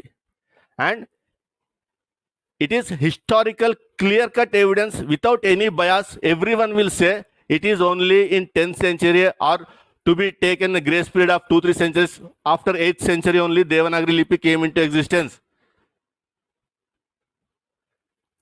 The Dhamma lipi slowly evolved, and finally we see Devanagari lipi. To prior, it is Sharda lipi. From Sharda lipi, Devanagari lipi came. All this is from 8th century afterwards. So my question is, when there is no script, lipi or script alphabets to write your language, from where people will come to know about Krishna on the earth? How people come to know that Krishna is there on the earth without any book for him, about him? There is no oral tradition. I am asking, if there is oral tradition, give us the history. Who are the people orally transfer the stories? Before 10th century, if any book is written for your Bhagavad Gita, Ramayana, whatever it may be, give us the evidence in which lipi it was written. Language is Sanskrit, no doubt, but lipi, by using which lipi? Only Sanskrit can be written using Sharada lipi or Devanagari lipi. To some extent, Tamil Grantha lipi. Because using Dhamma lipi, it cannot be written. The Rigveda starting letter Ru cannot be written by Dhamma lipi. Or Rishi cannot be written by Dhamma lipi. Like Krishna cannot be written by Dhamma lipi. So before 10th century, there is no literature for your Vangmaya. Your entire Vedic Vangmaya, whatever it may be, as I said, Vedas to Itihasas. So how people practicing worshipping Krishna in Syria? Because we, even India people, don't know till Ramanuja, till Ramanuja, that Vaishnava Sampradaya is there, Vishnu avatars are there. People are practicing this Vaishnavism. We even don't know in India. Till Ramanuja told about this avatar concept, introduced Vishishtadvaita, we too don't know. If you know, please come out and tell us, this is what, before Ramanuja, these are the people who practice this Vaishnava Sampradaya, these are the people who are worshipping Krishna. Please. Then academically, people will understand, oh, whatever this Kamakshi Dhanraj is speaking is true. Whatever this Navin is presenting is false. Academically, Navin is wrong. He was showing wrong evidences with false agenda. He was countering Kamakshi Dhanraj. Then people will let people understand. You come out and present about your belief first. You give evidences for your belief system. And you tell us that to which religion you belong in Hinduism. Do you belong to Shaiva religion? Do you belong to Vaishnava religion? Do you belong to Shakta religion? And many more subsects are there. To which religion you practice? Do you practice Advaita philosophy? Do you practice Vishishta Advaita philosophy? Do you practice Dvaita philosophy? Introduce yourself and please tell us to which religion do you belong in that Hindu fold, and then come out about your come out and tell us, this is my belief. I worship Krishna. These are evidences for Krishna worship in India from ancient past. This same practice is copied by Christians in Jerusalem. If you present that in that way, we are very much happy and we will take whatever you tell. Being Indian in India, we don't have any literature of US Dharma till 10th century. How can Syrians will come to know? We Indians don't know till Ramanujacharya preached Vaishnavism. Then how come Syrians come to know Vaishnavism in first AD? You should come out and you should answer these questions. So this is, brother, we did not copy anything from Hinduism because Hinduism came into existence only after Adi Shankaracharya, Ramanujacharya and Madhvacharya. Before that, if there is Hinduism, if there is Vedic religion, then they should show us evidences. Yeah, that's it, brother, from my end. Okay, thank you, brother Naveen. It was a great presentation. People are asking that we should have a great Malayalam discussion on the same thing. So unfortunately, you doesn't know Malayalam. I can And understand, but I Brother, cannot our speak. announcement. yeah. Nasreen? Just want to make it an announcement in English, Malayalam as well as Hindi, so that whoever is listening can understand. If you abuse in the chat, we will throw you out. No matter who that is, we are going to throw you out. നിങ്ങൾ ചാറ്റിലിരുന്ന് തെറി വിളിച്ചു കഴിഞ്ഞാൽ നിങ്ങളെ വെളിയിലിടും. अगर आप chat में गंदी बात बोलोगे या फिर अगर गालियां दोगे, आप कोई भी विश्वास में हो, कोई भी फेथ में हो, हमें कोई फर्क नहीं पड़ता, उठा के बाहर फेंक देंगे चुपचाप. पहले ही बता रहा हूं मैं. चैट में मैंने कई लोगों को गाली देते हुए देखा. अगर आप गाली देते हो, आपको बाहर फेंक दिया जाएगा. Okay, thank you. Go ahead. Okay, thank you. So I think before going to Brother Nareen, I would like to play more audios regarding Christianity assimilates and then inhalates this source culture. That is the next narration which I had made, and then it is Christianity is a parasite. So both I am going to play it right now. Just you can hear that. Christianity does not like competition. It first assimilates and then annihilates the source tradition and then declares ownership of the hijacked property. And Christianity is very good at not leaving Shatrushesh. No enemy remnant. Look at what happened to Europe. In that sense, Christianity is actually a parasite. Yes, I've called Christianity a virus, a cancer, a hydra.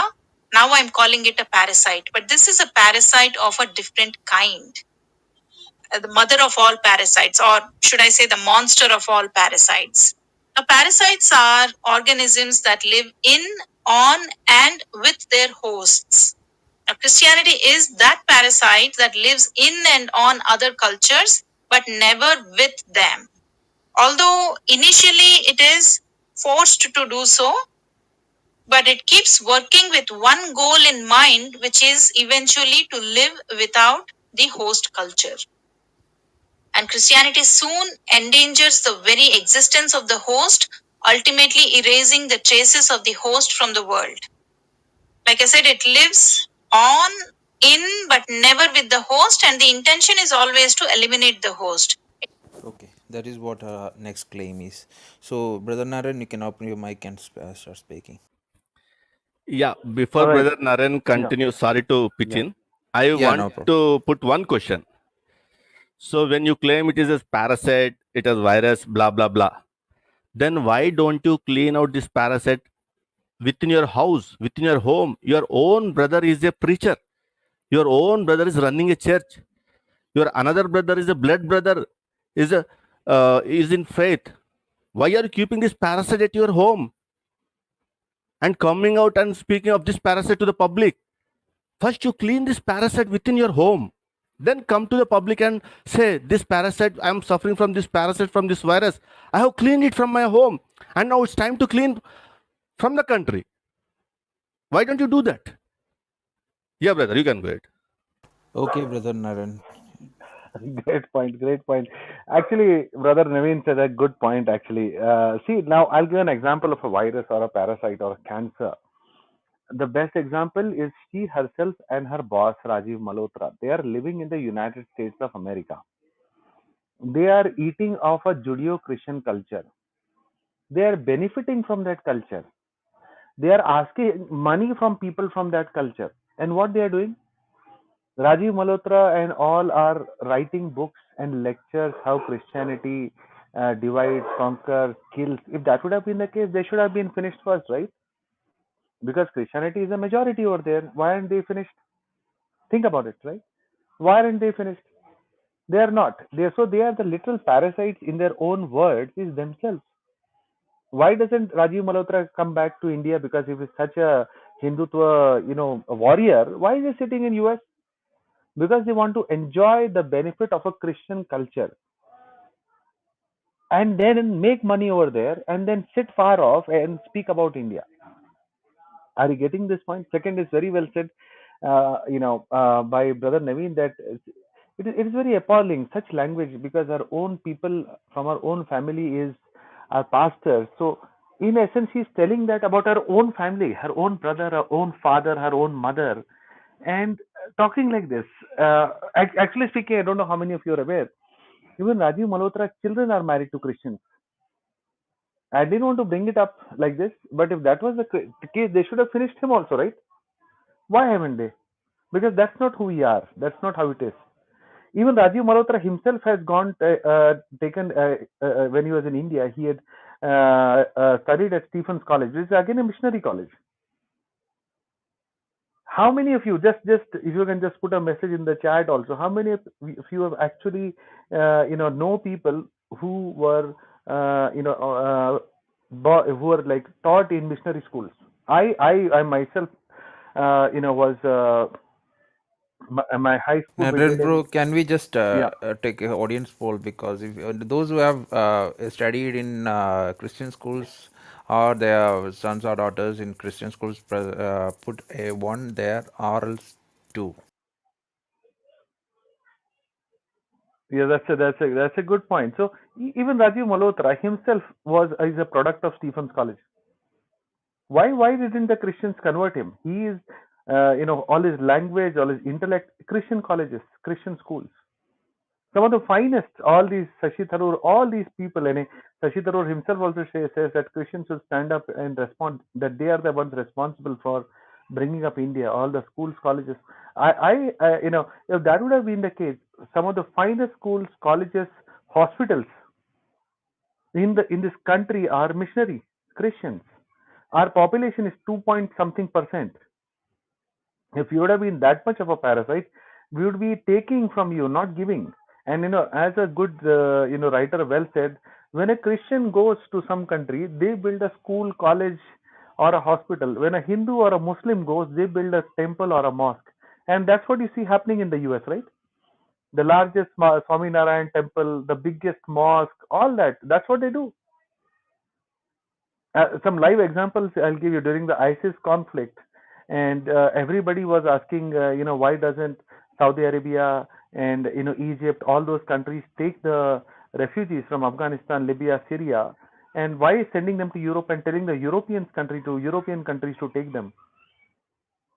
And then the king of Saudi Arabia announces that for every 200 refugees that you take, I will build a mosque for you free in the country.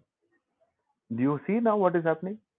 And the same thing you see happening even in Hinduism. Now, of course, in the recent times, Other religions are also building schools and hospitals. Why? Because it is more of a money making racket. Look at the fees. When I was in school, for I as God is my witness, I studied in Cardinal Gracious High School, one of the finest schools in Bombay. Cardinal Gracious High School. You know what was the fees? As God is my witness, I am not lying. You can go and ask also if you want. In the first standard, the fee was rupees 1. Second standard, rupees 2. Third standard, rupees 3. Fourth standard, rupees 4. Up to 10th standard, rupees 10. And even that also they'll give you discount per month. That is. Can you believe? What is the fees now? What is the fees now? Minimum you are spending at least a lakh of rupees, if not more, per student. Per student. So this is how it moves. When the focus is to change the nation for social service, the focus is never money. Now look at the what is happening in the hospitals. What is happening? Go to a missionary hospital. Go to a typical hospital made by for all these commercial people, and see what happens.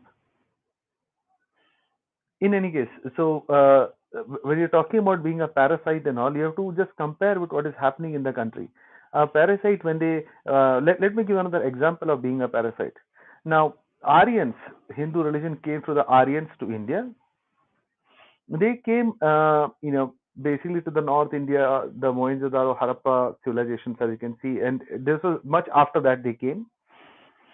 In the sixth excavation and so on, you can see some evidence somewhere, but otherwise the entire Indus Valley civilization was non-Hindu. And then they came with the curse of the caste system. Now, when they came, the indigenous culture was Dravidian by nature, and I don't know how many of you know. Everybody says everywhere Sanskrit is the oldest language, is the mother of all languages. Have you heard this thing? Sanskrit is the mother of all languages in India. Have you heard this thing? Just put a 1 in the chat box if you have Oh seen yes, brother. So many times these discussions come up in English also, and usually the Sanatanis come up and say that Sanskrit is the oldest language, 7,000 years, 8,000 years back. No evidence, as per the Archaeological Society of India, no evidence of a written language. The oldest language in the country is Tamil. In the world, rather, one of the 10 oldest languages in the world, Phoenician, Hebrew, and all. One is the Tamil is there. Nowhere Sanskrit is there. Nowhere. It could be something like a spoken language, like a slang or a dialect, but nothing. So this came then the envelopment. Now, in my own life, I have seen when I was in my early, when I was a child, I would travel to say South India. You'll never see these temples, Ganesh and Garba and all this Durga, all those things. You'll never see. Very rare you will see some places, but now it has become very prevalent. Even I, as a child with a Hindu background, I would be asking the question: if it is all Hindu, then why are the temples looking different? Think about it yourself. Compare with the gods and goddesses in South India to like an Ayyappa and all, to what is there in the North India. If the religion is the same, how are the gods different? If the religion is the same, why are the temples looking different? If the religion is the same and Sanskrit is the mother of all religions, then why is the dialect or the lipi, the written word, looking so different? And the entire South India is totally cut off. Like, it's not cut off, I mean, like totally different. Why? Why are the Adivasis worshipping something else? Why are the people in North India worshipping? Then how can you all be the same religion? So this thing of appropriation of other belief systems, absorbing, all is not Hindu. I mean, just think about it. In all my readings, please correct me if I'm wrong. Anyone, I challenge. Now, all that concept of positive energy, negative energy, all the Hindus talking about it. Where is there any reference of this in the Hindu culture, in the Hindu, Vedas or Upanishads or whatever be the case? Where is the concept of positive energy, negative energy? Where is that concept? It's a Jain concept. In Jain, they have this concept of a immaterial, impersonal force. There is no God. Jainism, Buddhism is inherently a atheistic religion. of course, in Buddhism, if it is Mahayana, you think Buddha is God. If it's a Hinayana, you will think it is more orthodox in nature. So Buddha is not a God. So they don't believe in God. They believe in an impersonal. Like if you've seen Star Wars, they say, the force is with you. The force is with you. What force? It's that impersonal force that you can control. And if you can control, you can use it. Impersonal, all prevalent force which runs the universe. So that's where the positive, negative, and the yin and yang, which is seen in the Chinese cultures, all coming from Buddhism, Jainism. The yin yang, you must have heard that, right? So positive, negatives. So where is that? So when you're talking about appropriation of cultures, that's where the Sanatanis are doing. Even now, you can see in your own lifetime. So who's a parasite? Who's a cancer? If that would have been the case, Europe at this time, when I was very surprised when she said, look at what happened to Europe. What happened to Europe? Was Europe like of a total different culture altogether? Were they, what happened? What happened? If you're talking about it in that way, now they are all mostly atheistic by nature now. Europe is almost totally atheistic by nature. If Christianity would have been so forceful and so dramatic as she has put it, Kamakshi Dhanraj, or or her native name, Kamachi Patupedi something, then why are they allowed to survive? Why is it not like there in, say, Afghanistan or Saudi or Pakistan, that if you renounce your religion, you are finished? Why is Kamakshi Dhanraj also still alive if that's the case? See, this is simple logic. You don't need a lot of evidence for this. You can just analyze and you can ask the questions yourself. So nobody is calling that kill her, kill her. Nobody is. We are discussing. Now she will cry that, oh, I'm a woman, oh, I left Christianity, so they are after me. All that sob stories, victim card, she'll immediately play. I've seen her on Twitter also. I've gone to her Twitter channel. Ask her a question, she'll start crying. And brother, I don't know whether you can play that clip or not. If you hear the clip at 36 minutes and 8 seconds, she says, and I'm quoting, I can confidently say and debate on this point that there is nothing good that came or ever will come out of Christianity. I'm confident of it. She says this. I confidently say and debate. So where is the debate? How many debates have you done in your life? You are sitting with goons. 36 point. 36 minutes, 8 seconds. Okay, can I play? Yeah, sure, go ahead. Can confidently say and debate on this point that there is nothing good that came or will ever come out of Christianity. Okay. So we challenge her. If there are Sanatanis in this thing, just ask her. If you're there and so confident, why don't you come for a debate? Why don't you come sit across the table, discuss? Like you see, the Americans do that. If you're sitting there eating of that culture, have you learned nothing from it? Do you see any American talk the language that you talk? You see them, Americans, they are all out for debates. See how many atheist debates happen in the US, in the Europe. How many debates happen with Muslims in, all this cross denominational, cross religion debates happen. Why are you not there? Check the way you talk, compare it to a Muslim, the way a Muslim talks. And you are supposedly calling yourself better than them. Anyway, so that would be my take on this. Naveen brother, if you want to say anything. Naveen has literally closed almost all the points. I'm audible? Yeah, you Yeah. can. You're audible. Yeah, brother. See, she was always ranting. She was literally, the language used was unparliamentarian. Maybe Roadside, literally, you see roadside maybe language. we This is cannot use literally, yeah. unparliamentary also, because there is This parliament language is better. use that. Let me use that in Hindi. We call it a sadak chap. Sadak chap language, yeah. हम क्या बोलते हैं ना इधर हैदराबाद में, गली का पट्टी भी ऐसे बात नहीं करती. yeah. The thing is, when she presents herself as an academician, graduated from Rice University, from US, returned from US, what people expect from her? Some truth? not be truthful to the public or to the people she was mingling. At least she should be truthful to herself, to her soul. Because let us stick to the subject, and I want to bring out, once they started writing their books using this Devanagari Lipi in Sanskrit language after 10th century, they completely hijacked Buddhism and they placed Buddha as 10th avatar. And what they say, according to Hindu scriptures, Vishnu incarnated as Buddha to delude people by establishing a false religion called Buddhism. See now what they started saying. Brother After, Naveen, sorry to interfere you. I have uploaded the link which you have, the yeah, it PPT. is there in that.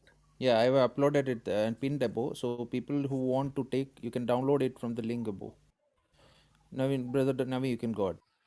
Yeah, what they started saying, Vishnu incarnated as Buddha to teach false religion and to deviate the people who are practicing Vedas and are in right path to wrong path. Do any god do like this? I want people to be in right path. Why should I interfere? Brother Naveen, sorry interrupting, but this is, you see, happen even in Islam, where they say, that for chapter 4, verse 157, 158, where they say Allah made these things to happen so that, people, Jesus never was crucified, he was taken up to heaven, the face was changed, all that various things. So the same thing that I see you say even over here, that is, Vishnu made this thing happen. Yeah, And there Allah also, here it is worse than Quran. Here it is worse than Quran. Why? I'll say you. I'll give that answer to you now. When Vishnu incarnated himself as Buddha and deviated people from right path by teaching false dharma named as Buddhism, the same Vishnu will come as Kalki and kill all these Buddhist monks. By this you can understand Quran to some extent it is okay. Right.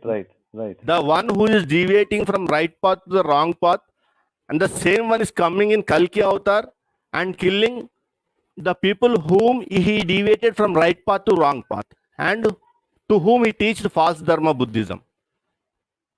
Do this make any sense? Not at all. From the scripture I am quoting, it is written in Srimad Bhagavatam, glorious God incarnate himself as Buddha, and in Padma Puran, book 6, 252, 108 to 150, taking upon the form of Buddha. In Garuda Puran 3:15-26, then in Kali age, the Lord was born in the Kikata, which is modern Bihar, as Buddha. He deluded the Asuras and flouted the Vedas. Who will do the lies? And the same one coming in Kalki avatar and killing all these people. And one more thing. When I'm pressing them to show your evidence, show your history, give us evidence. Why I'm pressing this? Do any from this Brahmanic sect written history of our kings, like take example of Ashoka? Do anyone written history of Ashoka? They have history of their Rama which happened in Treta Yuga. They have Manu Dharma Shastra which is given in Satya Yuga. All this fake, but according to their belief, I'm putting this question. They have Mahabharata, because Ramayana and Mahabharata are history books as per them. As per me, they are man-made. It is not at all history. Cannot fight between family be a history of a whole nation. Cannot fight for bringing back wife be a history of whole nation. It is not. It is thinking in that way is that not at all academic thought process. So when you have history of this Rama and history of this Krishna, then why you did not give an history of after that? After Mahabharata, many kingdoms are there, many dynasties. From that one became the world ruler, Ashoka, Chakravarti, Jambudvika Kapalata, who made Akhand Bharat. Why you people did not teach his history to us? when a pillar, previous, it was, this image was there in previous pinned link. If anyone downloaded, they can see. Ashoka pillar is there. In that, in Prakrit language, Ashoka has written about his administration, his kingdom, his whatever in Dhammalipi. So Mughals tried to decode it. They called this Brahmin scholars and asked to decode it. Some failed. And when English people came, they called Brahmins to decode it. So one clever Brahmin, what he decoded, from that pillar, he said, in this pillar it is a story of Mahabharata. In this, it was mentioned of Yudhishthira. It was mentioned of Bhima's Gada. I don't know what you call Gada in English, because rarely we use that words. He said it is Mahabharata story. It's called mace. Mace. Okay. He said it is Mahabharata. Some part of Mahabharata story was inscripted on this pillar. So he wrote a book also of that. Everyone believed. But James Prispe, an English historian, came and looked at that pillar. His mind activated. Into his mind came, I have seen this language somewhere else. I have seen these alphabets or the script somewhere else. And he said, yes, the same thing is available in Ceylon, which is known as Sri Lanka. And he called the people who knows that language, and he made that people to write whatever is this written in that pillar. Then they have come out with the history of Ashoka. Till that 18th century and 19th century, a English historian coming to India and bringing out the Ashoka history. No one knows about Ashoka. No one knows about Ashoka. If you people are indigenous to our nation, if your culture is indigenous to our nation, if your Vedic Dharma is ancient to our nation, why you decoded it falsely? Why some of your scholars did not able to read that language? You should come out and tell. One Englishman came and introduced our Chakravarti to us. He said, he is the one who ruled entire world. He is the one who has made this India, because by the time Britishers are there, it was princely states, 500 plus. In Ashoka period, only Chola, our south kingdoms are in friendly relation. But his rule was from Afghanistan to Sri Lanka. So, why you hidden this history to us? That's the reason I'm forcing these people, bring out your history. Show one evidence of your history on this earth. Whatever we dig in India, in all archaeological sites, everything is coming out of Buddhism. From Kashmir to Kanyakumari, in Tamil Nadu excavations also, nothing is of Vedic Dharma, Vedic civilization, Vedic culture. Everything is of Samyak culture, Buddhism. And the alphabets we see in Indus Valley civilization can be seen in Kiladi alphabets. There is similarities for Indus civilization and this Kiladi civilization. But whatever your civilization evidence, that's the reason I'm pushing her to bring out the evidence, or pushing the Sanatani Dharmas to bring your evidence. Before questioning us, bring your evidence, present your evidence, then you question us. And she was coming out and telling these people burnt all libraries. Leave it out. That is false propaganda, false allegations made on Christian people by atheists, and now everything was condemned by academic scholars. No academic scholars speaking of that. But my question is, why you people burn Nalanda University? Why you people burn Nalanda University? Yeah, Nalanda, yeah. I have, in the previous link, I have given the evidence also. The antiquarian remains in Bihar. D.R. Patil has written, and it was published under the patronage of the government of Bihar in 1963. For me, this evidence becomes authentic and academic. because something under a research institute study was taken up, and they come out with results that Bakhtiyar Khilji nowhere responsible to burn this Nalanda University. It is the Brahmins responsible to burn this Nalanda University. This is simple example I am giving you. Whole Nalanda University library was burned. Why? What I think now, we have many universities in India. We are Vishwaguru once upon a time. Many foreigners came to Indian universities and taken up their studies. And they went to their own places. Did anyone preach about Vedas? Did anyone preach about Upanishads? Did anyone preach about Bhagavad Gita? Did anyone preach about Puranas? Did anyone preach about Ramayana? Did anyone preach about Mahabharata? Everyone preached about Buddhism. That's the reason Buddhism flourished in many countries. They came over here, they studied, they went back, they practiced, and they preached the same. Why this Vedic literature or this Sanatana Dharma Vangmaya limited only to India? And before 10th century, there is no single literature of yours, Vangmayam, or your literature, single book of your literature. These are my questions, brother.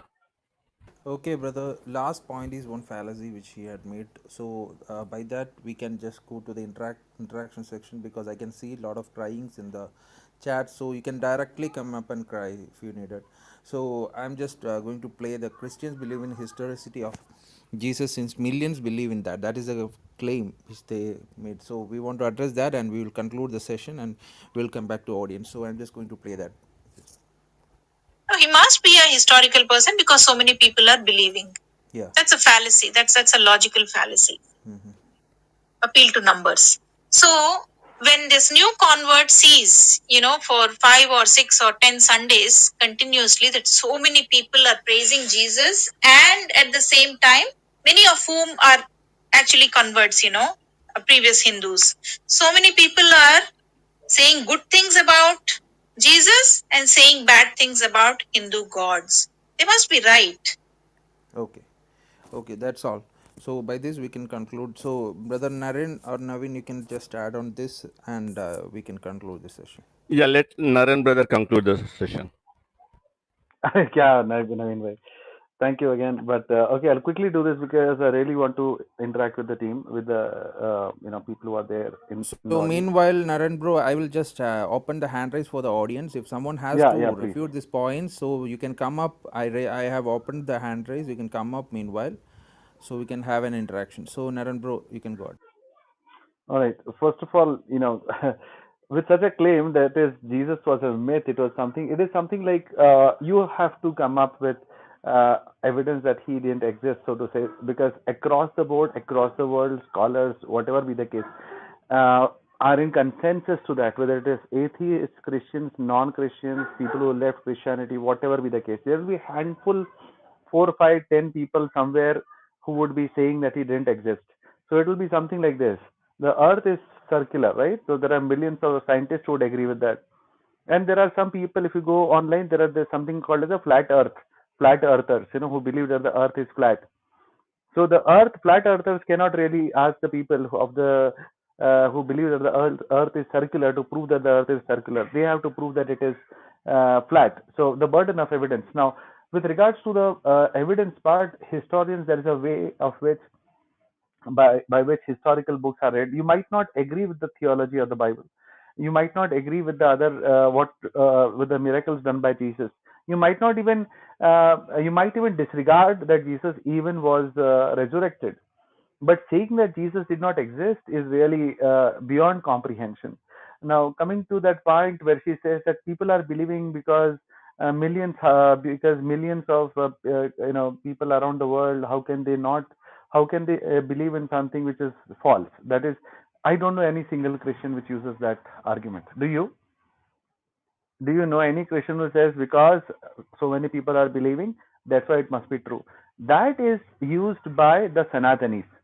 That argument is used by the Sanatanis. If I ask them what is the evidence that your whatever you want to take, Brahma, Vishnu, or Shiva, or the Pandavas, Kauravas, Krishna, Ram, you name it, anyone, take your pick, really is a historical person. They will say the collective consciousness of this country is proof that they existed because everybody believes in it. That argument is used by the Sanatanis, and what she has done in following a dharma where it says that uh, for the sake of dharma, even if you lie, it is fine. She is taking. I was very surprised, rather, brother. Even when I heard that argument, I was very surprised. Do you know any Christian brother, even, or any brother Nazarene? Anyone? Do you know anybody who says that because there are millions of people believing in Jesus, that's why he must be true? I Yeah. never heard that. This is the same argument that Muslims also bring up. No, but there is more proof that Muhammad existed than any of what the Sanatanis believe existed. Let me be very fair in that. But there is much more evidence that Muhammad existed than any of these people, that any of the, yeah. Narendra, you need to follow the works of J. Smith, and you know what J. Smith is doing. I think Muhammad even does not exist as a person. No. See, okay. Let me qualify my statement. I know Brother Chestnut personally. It's a privilege. He was also in India for 20 years.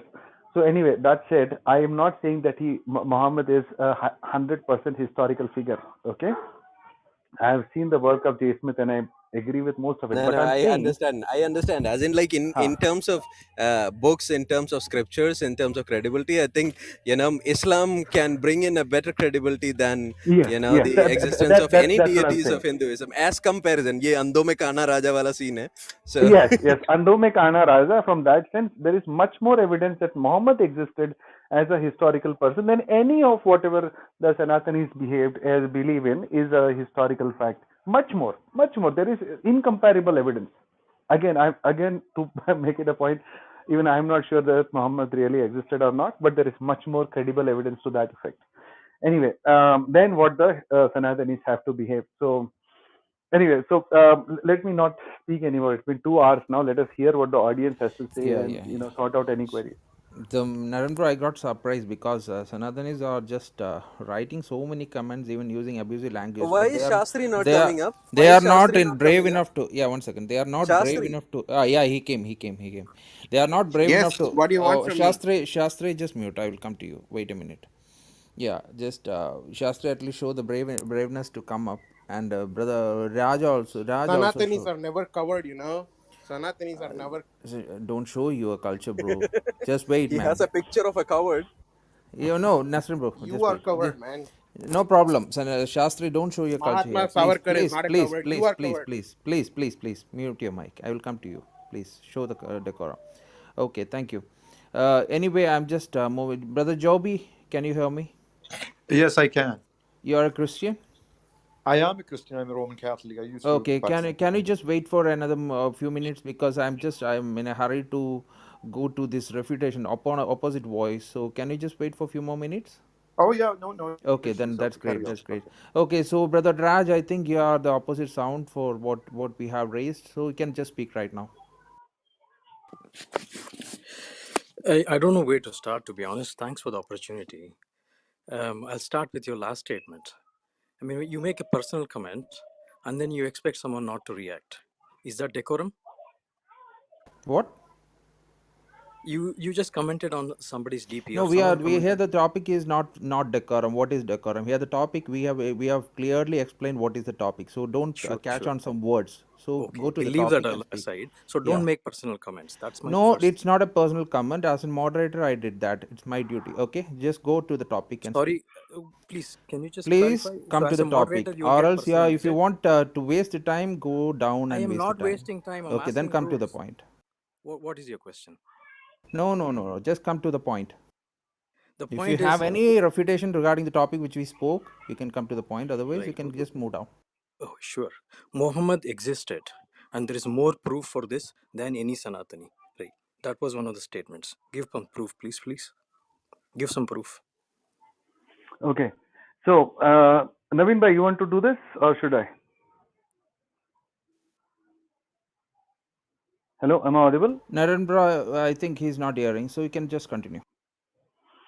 Okay, so the earliest autobiographies of the earliest biographies of Muhammad were written within 20, 30 years of his own demise. And so, of course, there is nothing during the life and times of Muhammad itself. And then, of course, the hadith are there, which was written like 200, 250 years after the demise of Muhammad. So there is evidence very close to the fact. There is contradiction in what he spoke, where he spoke, based on which there is issues as to whether he was, whether he was actually a person, because there is a lot of embellishments. And with regards to even the hadith, 99% of what was collected was discarded, and because almost like 3 lakh was collected, and almost just what was discarded was 99%. So we have like 6,000, 7,000 hadiths now, which is the sayings of the Prophet. So based on, even in that there is contradiction. So due to which scholars believe that probably he was, including scholars from Islam itself, who believe that probably he was a military commander, and over a period of time there was a lot of grandiose built onto him. And so he's not, if Muhammad himself was alive today, he would be surprised as to what is being said about him, because he never said that. So there was a lot of embellishment to that effect. So it's not really the Muhammad as you see now. So that's what I meant. So there is a, but when I compare that to, say, I speak this in a respectable manner, because I bring up this point because there was a lot of mocking done even of the existence of Christ, because this the accounts of Jesus Christ earliest, or rather the late, on an average is like 70, 80, like 30, 40 years after his demise and resurrection. How close is to the birth and death of Krishna or Rama to the accounts that were written about him? Can we address Muhammad first and then come back to that, please? 1 second, Yeah. Raja, just a minute. Brother Naran, just a minute. Yeah, the thing is here, the topic is not about Muhammad. We actually fed up with. 1 Allow me second, to bro, conclude bro, with Raj. and You then we can, can you come can, back to you the can, topic. you can, you Yeah. can, you can. That's what I'm saying. So by this, this portion should be ended, because we are not going to concentrate Muhammad on this discussion. So please come back after Raj's response, and then to Brother Naran, then come back to the topic. That's will be better. Brother Raj, you can respond. I just need 30, 40 seconds, right? Thank you. So you said yourself a few things. So there is nothing documented during his lifetime when he was alive. The first thing you said was that. Second thing you said was the first book written was 30 years after the death. I'll give you credit for that. It was 90 years, but 30 years is close enough. 90, 2 digits, perfectly fine. And then the hadiths you said were written 200 to 250 years after. Perfect. And then the next thing you said is at least 90% has been redacted. Do I need to say more? If it was the truth, why is it redacted? Why is the disagreement among themselves? I think that answers your point. Thank you. I can defend the Muslims at that for that point by saying that they had the decency to remove a lot of embellishments. I would like You to can't take see out the that truth. happening. Hey, It's not Brother decency to Raj, take don't out the cross truth. talk. Don't cross talk, please. Yeah. It's So the thing. How can I you would take love out the to truth, see. right? I would love to Wait, see wait, wait, wait, that wait. decency. I would love to see that intellectual honesty. So I give it to the Muslims. 99%, not So 90%. brother Raj, 99% was redacted. yeah, Yeah. that's great. Okay, anyway, we can come to the point. Brother Raj, do you have something to ask, or like what we discussed about Sanatan and the details we discussed about related to that subject? Do you have Sure, something to sure. ask? Yes, Yeah, I okay. do. The thing is, you see, first thing about Sanatana is there is nothing called blind belief. So you can question anything, you can agree with anything, it's up to you. So I don't have to follow a book at all. So if I were to believe, let's say I'm a Sanatani. If I were to believe I don't believe that Rama existed, I don't believe that Krishna existed, I don't believe that Vyasa existed, nobody is coming to take my head off. It's my personal prerogative, and I'll continue to seek whatever I wish to seek in whichever way I wish to seek. Okay, and that's how it is. So nobody needs to certify Rama's existence, Krishna's existence, etc., etc. At the same time, another brother like you, who might be a Sanatani, might believe that Rama existed, Krishna existed. That's it. It's up to him to continue. And as such, if you believe that, you might give proofs of astronomical positions, etc., that have been quoted in the Mahabharata. So if you ask me, which day did Bhishma take the Sharashaya, which is he's got so many arrows embedded in his body, he falls on the ground and he's not touching the ground because the arrows are holding him up. There is an exact description of that particular event, And if you put the stars into the calculator, any software for that matter, astronomical, will give you the exact date on which particular day it happened. So you can, if you, it's up to you to believe it, or you could say maybe they had enough knowledge of astronomy to concoct it. It's up to you to, argue either way. You can believe it if you want, saying, wow, that's an exact description. It probably happened at 10 o'clock at night, because it is that accurate and pinpointed. Or you could say maybe they had enough astronomical knowledge to even write a story this elaborate that they, go back thousands of years back, and then they create this particular extraordinary event on that particular day, and they know exactly where the star, moon, the Neptune, and Venus, and Jupiter, and etc. are. So it's up to you. So it's as simple as that. So there is no compulsion on me, you, anybody, any Sanatani for that matter, to believe or not believe. That is the first thing. And nobody demands a penalty of I'm going to cut his head off, or he's not going to heaven, etc. None of that. That only exists in some silly people and their silly beliefs. We don't have that. That is the Okay, first the thing. first point is clear, so can we respond to that? Brother Naveen is Yeah, free to see, respond. quickly. No, let me do this, then it can come to Praveen because this is really interesting. Just go to our Sakshi channel. Let me do it a point by point. First is that astrology part. The interpretation is totally wrong. If you take the calculation, it goes even before the birth of the Earth itself, 1.3 billion years. So at that time, and secondly is that as per any scientist anywhere, on an average, um humans, the humans came on this earth, or rather they started on this earth like 100,000 years in the past. What you're talking about is millions of years. Nothing was there. That's the first thing. Secondly, you said there is no compulsion, and I appreciate that. You speak like a moderate Muslim. That is fine. But the whole thing is that then why is this Ram Janmabhoomi, and why I so take objection to that. I Please, am not please, a please, moderate please, Muslim. No, please, no, you please, can't call me please, things please, like that. Raja, Brother Ra. Okay, please mute the mic. We'll come to you once it got finished. I know when it will see? get finished, and I will come to you because when you spoke, nobody interfered. So and meanwhile, I just want to make sure that no, our moderators, please listen to the chats, and some of the abusive language is happening. So please, I'm they'll. looking at the chat. I'm looking at the chat. Okay, so Brother Raj, don't open the mic until I say. Brother Naren, you can go ahead. Yeah. Now the whole thing is that then why is the Ram Janmabhoomi happening? Why are so many thousands of people killed? And this thing, that is it is never a word based language. Then why is, like, even if somebody somebody burned the Manusmriti, there was a huge riot over there. Then why is this focus on now a new riot system will start with the Krishna Janmabhoomi? If there is no so much high thing happening in this country, then why is all the religious leaders in the country so much focused on the Ram Janmabhoomi, and they're going ecstatic over it? I'm not just appealing to politics or something. This is happening in this country, and there are moderate people like yourself who are believing otherwise, and I appreciate you. And I appreciate you for saying what you just said. But the whole thing is saying that this is Hinduism is totally a misrepresentation, because if you see in this country, that is totally not the case. Why all these things about the Ram Janmabhoomi, making all these things? And let me just quote a scholar, Ananta Rambachan, who refuted the book of Rajiv Malhotra being different.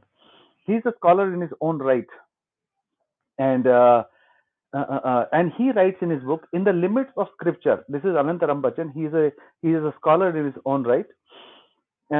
In the limits of scripture, I'm reading him. I trace the circumstances in the Brahmo Samaj in the late 19th century, where there was discomfort and embarrassment over the traditional authority of the Vedas in debates with Christian missionaries. This led to formal rejection and replacement with intuition. And I can quote you many verses. Even Baba Sahib Ambedkar said the same thing. He says in his book, Volume 3, Chapter 1, The Philosophy of Hinduism. I'm quoting probably the most intellectual Indian that ever lived in this country. And he says the Hindu is not prepared to face the inquiry. He either argues a religion of no importance, or he takes shelter behind the view fostered by the study of comparative religion that all religions are good.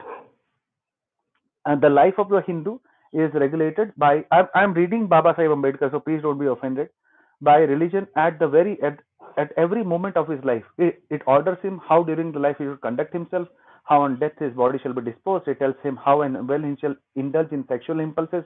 It tells him what ceremonies are to be performed when a child is born, how he should name, how he should cut the hair on his head, so and so and so, and even what vegetables are lawful and what is to be eaten. It tells how he should spend his time. It seems rather strange that educated Hindu should come up and look with it with a sign of indifference. And now I can just quote on and on where your own scriptures speak that there is the authority is of the written word and not your intuition or something. I'll just read one and I'll move on because there is too many of them. The Purva Mimamsa Sutra of Jamimi, translated by Mahapandit Jagannath Jha. It says the Purva Paksha argument is that there is no definition of dharma. Listen to this. The Purva Paksha argument is that there is no definition of dharma, as we can define only such things of the ordinary world of which we have common sense, of which we have knowledge. Well, dharma is something beyond the world as having distinctive features that cannot be defined. As regards the meaning of knowing dharma, no such means is possible because it cannot be perceived by senses. And what is absolutely beyond the senses cannot be amenable to inferences. For a similar reason, it must be beyond all words and phrases. So it also follows that Vedic injunction is the sole means of knowing dharma. This is the Purva Mimamsa. What you are talking about, my dear friend, and I respect you for that, I can just quote multiple. I can even quote the Brahma Sutras, Brahma Sutra Bhashya by Shankaracharya, topic 3. Scripture is a source of knowledge of Brahman. I'm reading topic 3. It says, in the course of showing that Brahman is the source of the universe, it is implied that in passing the Brahman is omniscient by the way of confirming.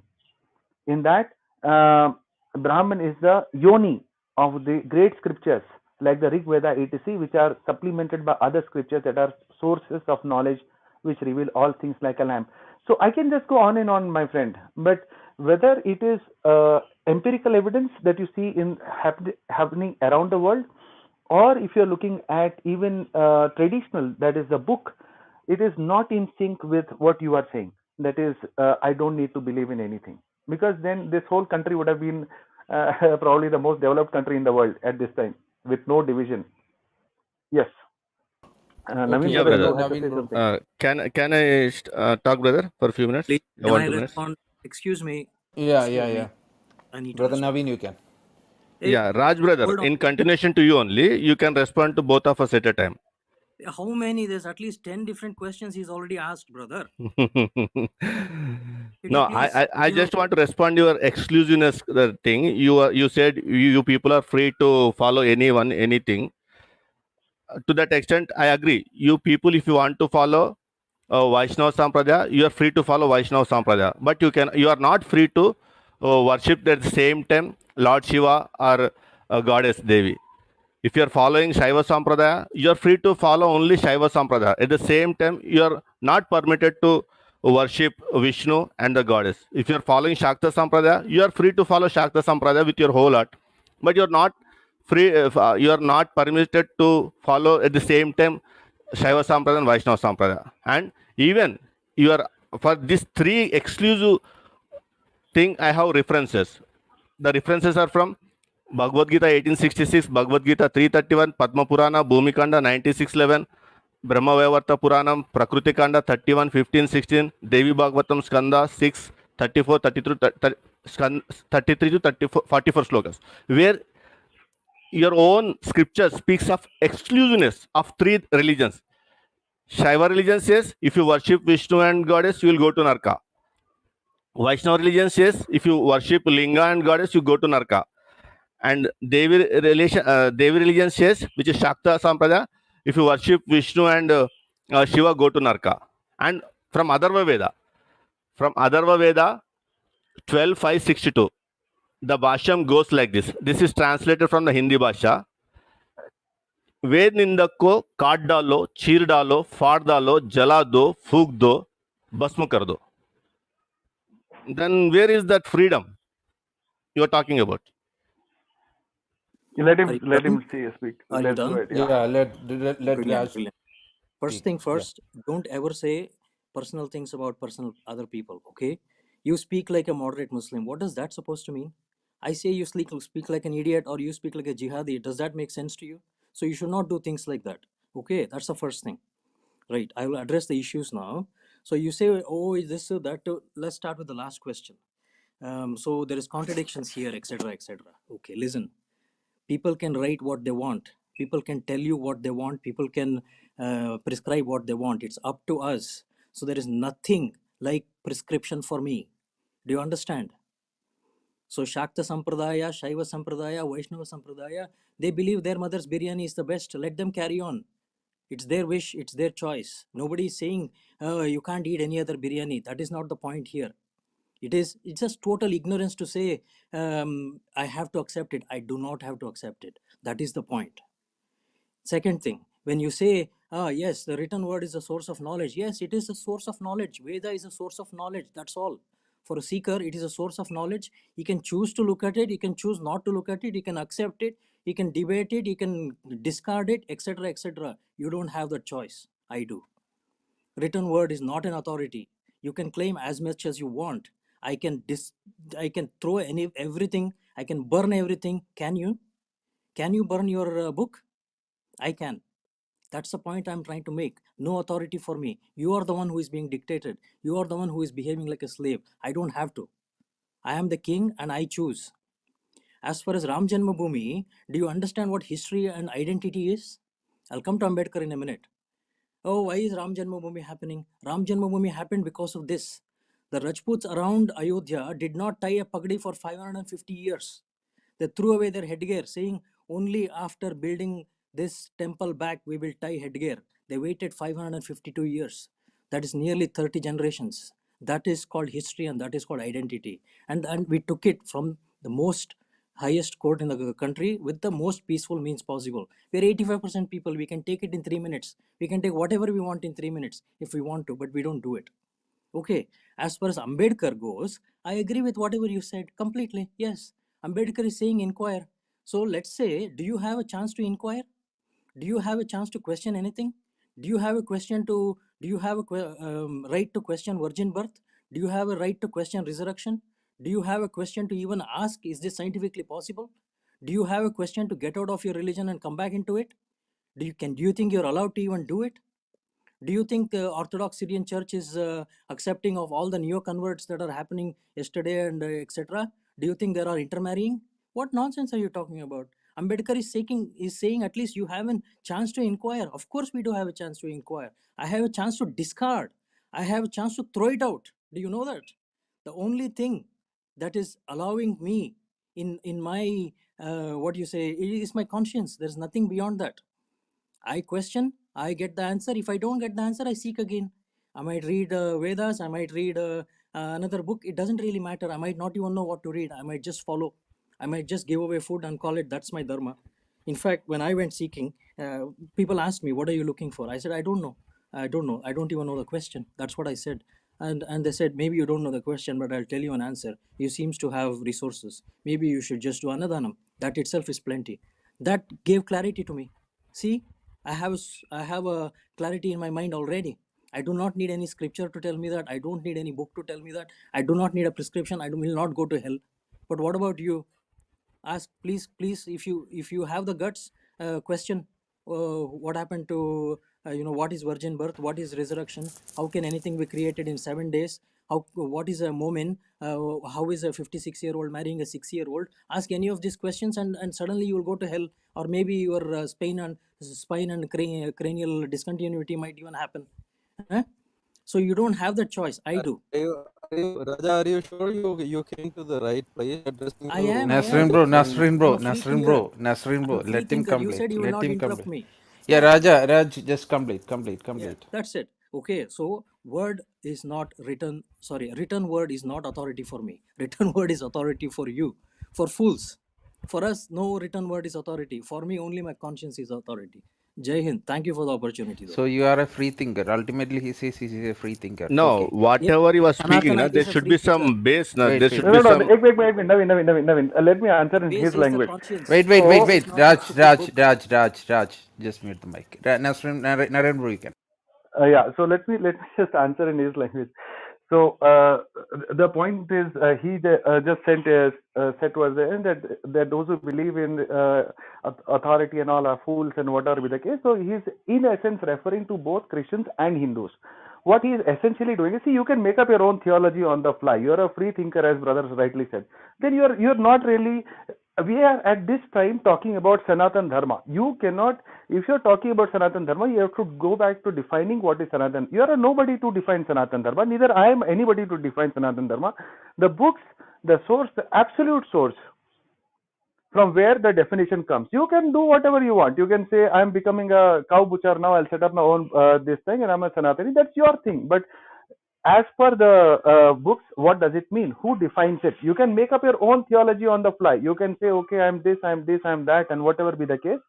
That doesn't define a Hindu. So good luck to you, best of luck to you. I can, and by the way, Brother Raj, I did, because I am a convert from Hinduism. I did question for years everything, the resurrection, the saved by grace through faith, what is the meaning of grace, the virgin birth, everything.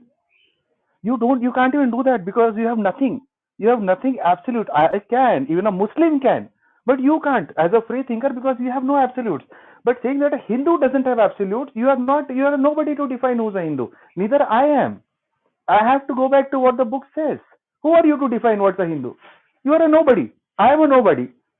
We are looking at Hinduism, Sanatan Dharma as an overall, and whatever is happening in this country. So it is not just that, and they say you cannot question and nothing will happen. What you are saying? Sadhus have been beaten up in this country. 80-year-old sadhus have been beaten up because they question about Ram Janmabhoomi, and people have said that this is not Ram Janmabhoomi. This is just a political issue. They were beaten up. 80-year-old people have been beaten up. Sadhus have been beaten up because they said this is wrong.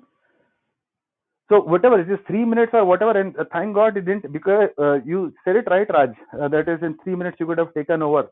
You couldn't, because the constitution and the formulation of this country was based on Judeo-Christian values of justice and equality. It was found by the great Dr. Baba Saheb Ambedkar. Had he taken Manusmriti, you could have, because then the minorities and the lower caste would have no rights at all. You could have taken anybody's temple, anybody's wife, anybody's whatever you want. But now you can't, because here the constitution reigns supreme, democratic country. So you can't. So it is not that you are a tolerant people, because whatever happens, thousands of people dying is not the sign of tolerance. So even now the Krishna Janmabhoomi, and there is no evidence. Show me any evidence as to who existed when. Oh, I don't care whether they exist or not. You are speaking for yourself, not Sanatana Dharma as a whole. And I can question the virgin birth, and I have, and everything is still fine. I am not going to hell or whatever be the case, because I am saved by grace through faith in Jesus Christ and his atoning sacrifice on the cross, not because whether I believe in virgin birth or not. So you need to understand what is Hinduism first, and then understand what is Christianity, and then we can have. But if you're talking about free thinking, where you will be like, okay, now I'll change my belief system because you've proven me wrong, I don't believe in this, now I believe in that. You keep doing that, it will become more slippery. And Hinduism is not slippery. Belief systems are there. Okay, it's a convoluted mess. So many belief systems are there at loggerheads. And by the way, Krishna himself says, like how he said, Shiva Bhakts, Shiva says, if you are in Shiva Purana and all, this is all, Vishnu and all, no, you believe in just me. Devi Bhagavatam, Devi says, this is all illusion, I created them, Shiva, Krishna and all for my pleasure.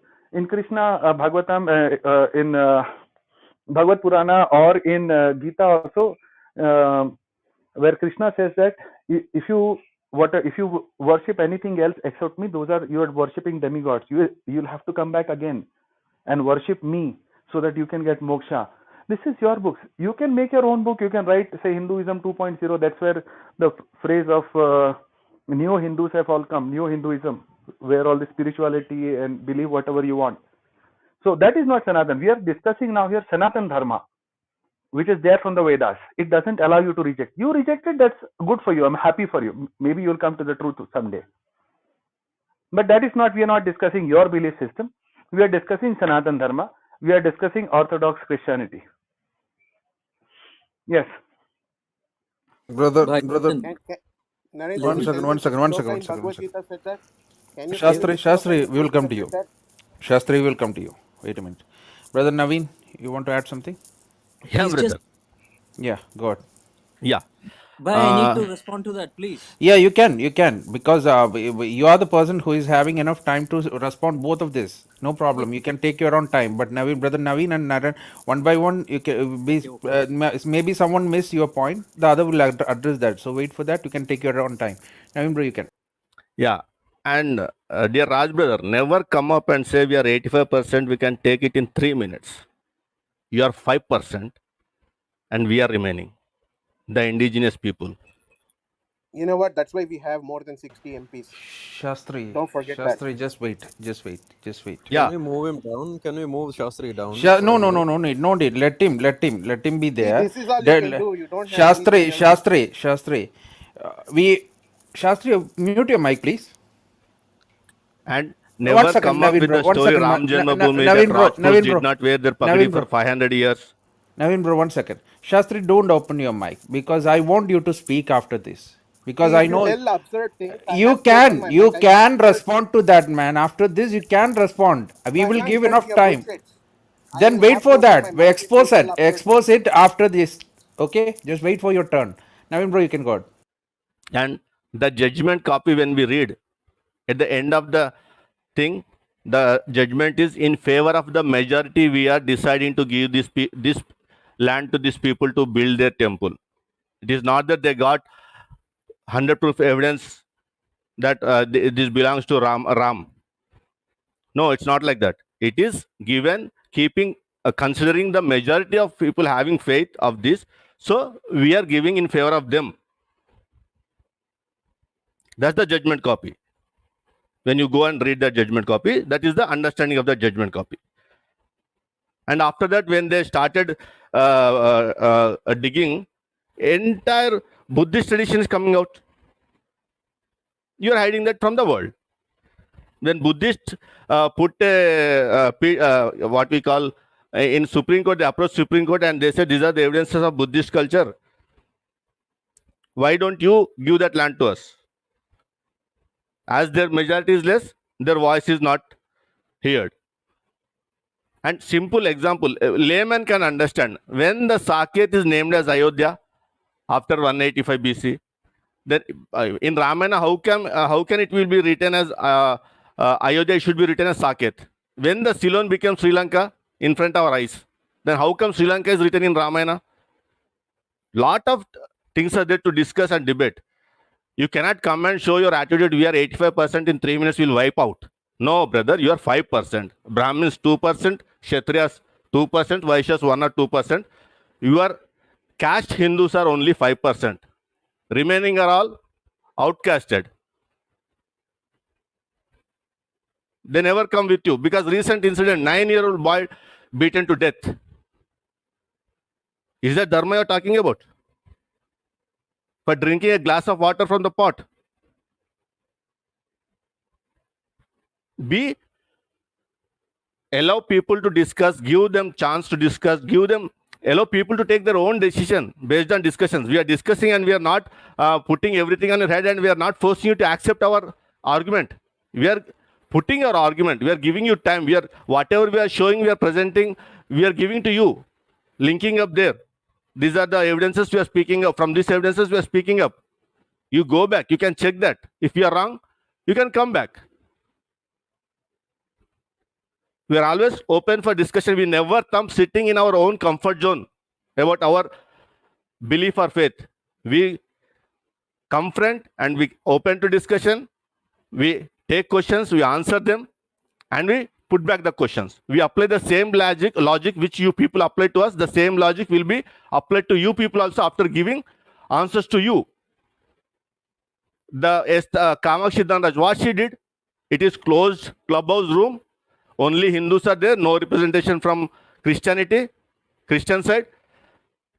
Ranted like anything, abused, called as parasites, virus, blah, blah, blah. Did they give chance to any Christian to represent from their end? No. But here we are giving that chance, that facility. Come up. We are ready to speak. We are ready to discuss. We are open for that. We are not thumping, sitting in our own comfort zone. Keep that in mind. Before speaking, we are 85%, we will wipe out if you want in 3 minutes. No, never. You cannot. Yeah, brother, you can. Okay, brother Raj, you can take your mic. No one will interrupt Look, right now. it wasn't meant that way. That is a reality. Hindus are 85% of the population. So I'm grateful for you for giving a choice and giving me an opportunity to speak here. I don't have a problem with that. If you were to say Christians are what, 1%, 2%. So for 98 Hindus, 2 Christians should be here. That is not the case, right? The rest of you should move down. You should only give 98% Hindus 98% representation, and 2% Christians should only be here. We don't do that in secular India. Okay, so listen to me. I'm comfortable with you. I'm very happy with you here actually. So you mentioned a 9-year-old boy. Why don't you go and ask the Congress government why they are letting a 9-year-old boy get killed? Huh? Where it happened? Which government is there in power? Why are you bringing it to India? It is nothing to do with India. It is to do with law and order there. Go and ask them. As far as Buddhist things coming out in Ayodhya, you know what? KK Muhammad must be one hidden Sanatani and he must be drinking Gomutra every day. Okay, you people have a problem with KK Muhammad, please take up with Padma Shri KK Muhammad ji. Because as far as we are Sorry to concerned, interrupt you, brother. Sorry to interrupt you. you're not supposed to interrupt, brother. Please, Yeah, don't that's what apologize. I'm telling. Sorry to Don't interrupt interrupt, you. brother. Don't Yeah, interrupt okay, you because complete. I'm I'll also come out holding on. with KK. Thank you. So as far as Buddhist things coming out there, that the judge, if you believe in the Supreme Court, what you call the veracity and the authority the court has, then just shut up and accept it, because that's the only choice you have now, because the court has given an order already. So thank you very much. Bye bye. Okay, that as far as judgment is concerned. Second, read the judgment first. Read what was the question. Do you think we will go and claim any land saying Rama was born here, Rama was born here, Rama was born here? Did we go and claim that on 1,000 places and withdraw 999? No. We went to one, we took it. Okay, that's how it is. And the same thing again, you mentioned Krishna Janmabhoomi, same thing again. It is history, it is identity. That's what it comes down to. You will not, I will not, and none of us will, 85% of us will not accept any kind of this nonsense. We are willing to give and take, we are willing to accept, we are willing to accommodate, we are willing to tolerate, but we are not going to take bullshit. When we say this is Krishna Janmabhoomi, we are going to prove that is Krishna Janmabhoomi in the court and take it. That's why I said we are 85%, and if need be, we can take it in 2 minutes.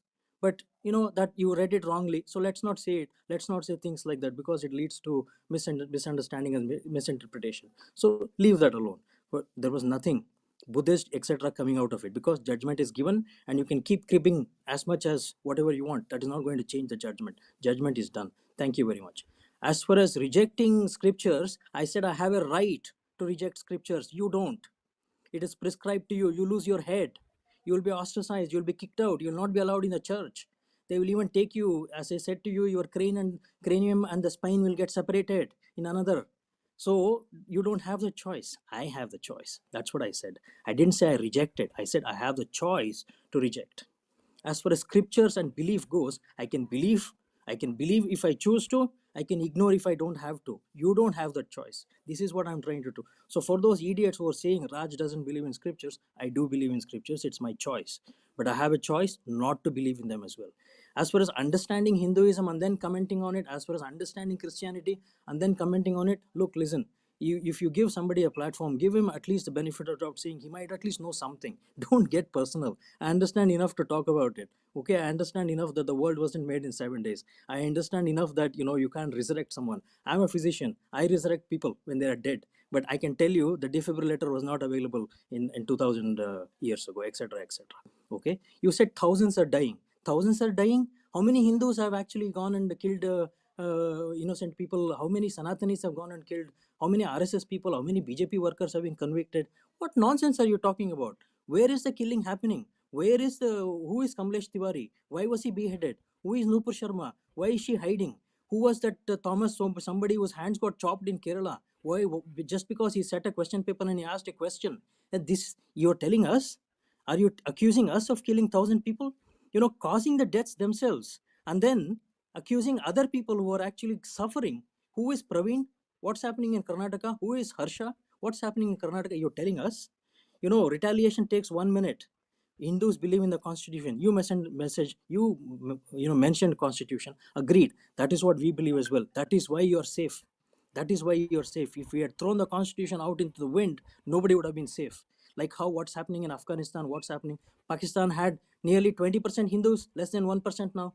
Bangladesh had 35% Hindus, less than 7-8% now. What nonsense are you talking about? The same Christianity is increasing in numbers in India, the same Muslim numbers are increasing in India, and you call us intolerant? We call this namak haram nonsense. You call this accepting India? This is ungratefulness. Okay, you guys need to learn.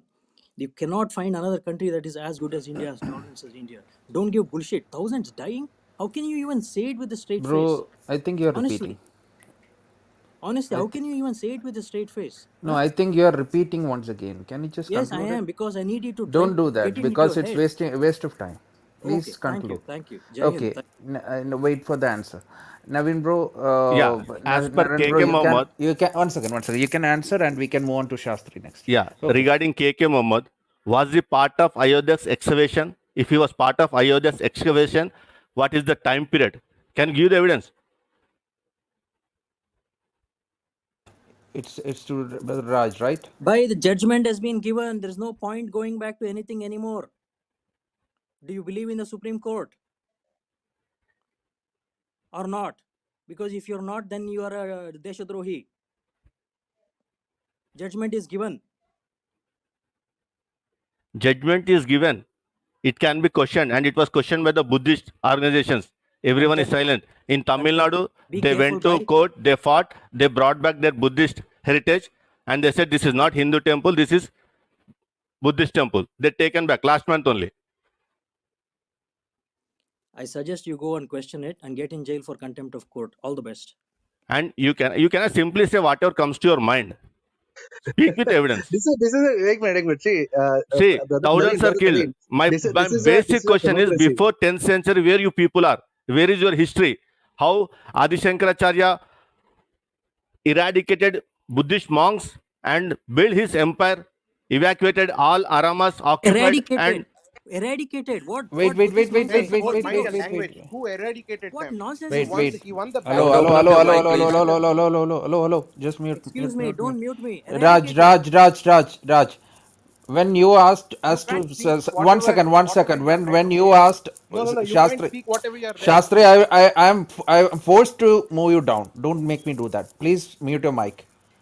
I don't want you to be moved, but if you continually interrupt, I am forced to do that. Okay, Brother Naveen, you go ahead. Yeah, I'll read this from their scripture. And I will give archaeological evidences also. Naveen bro, the Shankara Digvijaya of Madhava. Please do that. The Shankara Digvijaya of Madhava, the earliest authentic biography of Shankaracharya, refers to Malayali king Sudhavana's brutal extermination of Buddhists at the instigation of Kumarila Bhatta. The king Sudhavana commanded his servants kill all Buddhists from Himalaya to Rameshwaram, even children and elderly. Whosoever will not kill them will be killed at my hands. This is your book. At the instigation of Kumarila Bhatta, the king killed the Buddhists, the opponents, just like a yogi destroyed the distributions. Maha Vidyaranya Shankara Digvijaya Sarga 1 Shlokas 93 to 95. Go and check your evidence. This is from your book. And the royal inscription, the royal persecution of Buddhists by some Brahmanic rulers was the most potent factor which contributed to bring the decline of Buddhism in India. The Buddha stone inscription of Lakanpala refers to one Varmasiva, a Saiva ascetic who destroyed an idol of Buddha in the south, Dakshinapada, before his arrival in Odamayuta. Epigraphic Indica, Volume 1, page 63.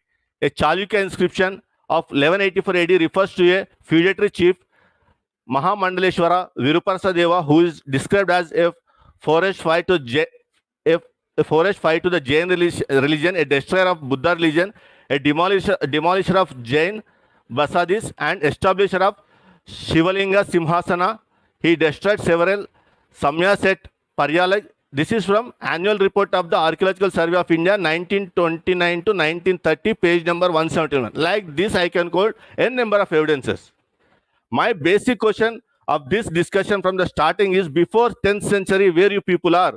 Where is your dharma? Who is practicing that dharma? Which king propagated this, or which king encouraged this? This is my basic question. What happened? to Buddhism. How this Buddhism evolved into Hinduism by these three champions, Adi Shankaracharya, Ramanujacharya, Madhvacharya. What happened to Buddhist temples? Why these temples are occupied by Hindus and converted that idols to Hindu idols? This is my basic question. Why Nalanda Vishwavidyalaya was burnt to fire by Brahmins? Okay. So, Brother Naren, you want to add yeah, something? coming to the, and it's not add. Actually, I'm just repeating. I don't know why. The logic is very simple. I don't care what Raj believes in. He has given himself the choice. His religion does not give him that he is supposedly following, which I have proved from the scriptures. Now he said, "Can you do that? Can you do that? Can you do that?" All those jingoistic statements. But the point is, I'll give a very clear example. Kamakshi Dhanraj, Kamakshi Pedupalli, whatever her name is. She was a Christian, supposedly, that she left, and now she is literally spewing acid, cursing, abusing everything against Christians. Her husband is a Christian, her father is a Christian, her brother is a Christian. She comes to Hyderabad, she is still alive. She is there in the US, which is primarily a US country, she is still alive. What rubbish are you talking? In which world do you live in? You're a physician, let me ask you, what is the color of the sky in your world that you live in? That you are talking like this? Again, Don't even get Mark personal, or brother. Don't no, get no, no, no. personal. Okay. Now you asked me whether I can do that, so I'm asking you, can you do that? So which way it is talking about? So you are asking, can I do this? Can I do that? I can do it. So I'm asking you, can you? You can, and you got away with it because you created your own religion.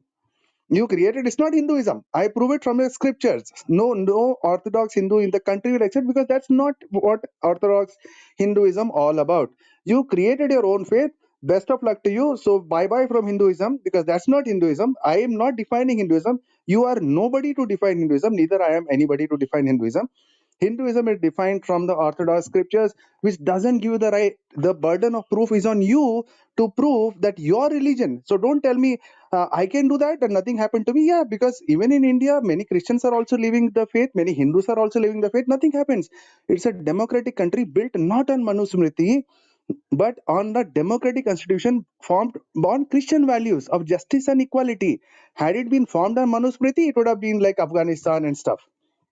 So let's not get into can you do this and your spine will be ripped from your cranium and all that bullshit, because that is not how it is. As I said, what is the color of the sky in your world when you're making these stories? Like you asked me, what were you thinking and how can you say with a straight face? So I'm asking you, Raj, what is the color of the sky in your world when you see this? Because there is no evidence to that. In the entire Europe, by droves, they are leaving Christianity for whichever reason. Who got killed? And here you are giving one or two examples somewhere. I don't know what true is it and that or not, but I can give you hundreds and hundreds of examples on every day. Pastors are beaten up, Dalits are whipped, women are raped by the Sanatani part because they are Dalits. No rights are there.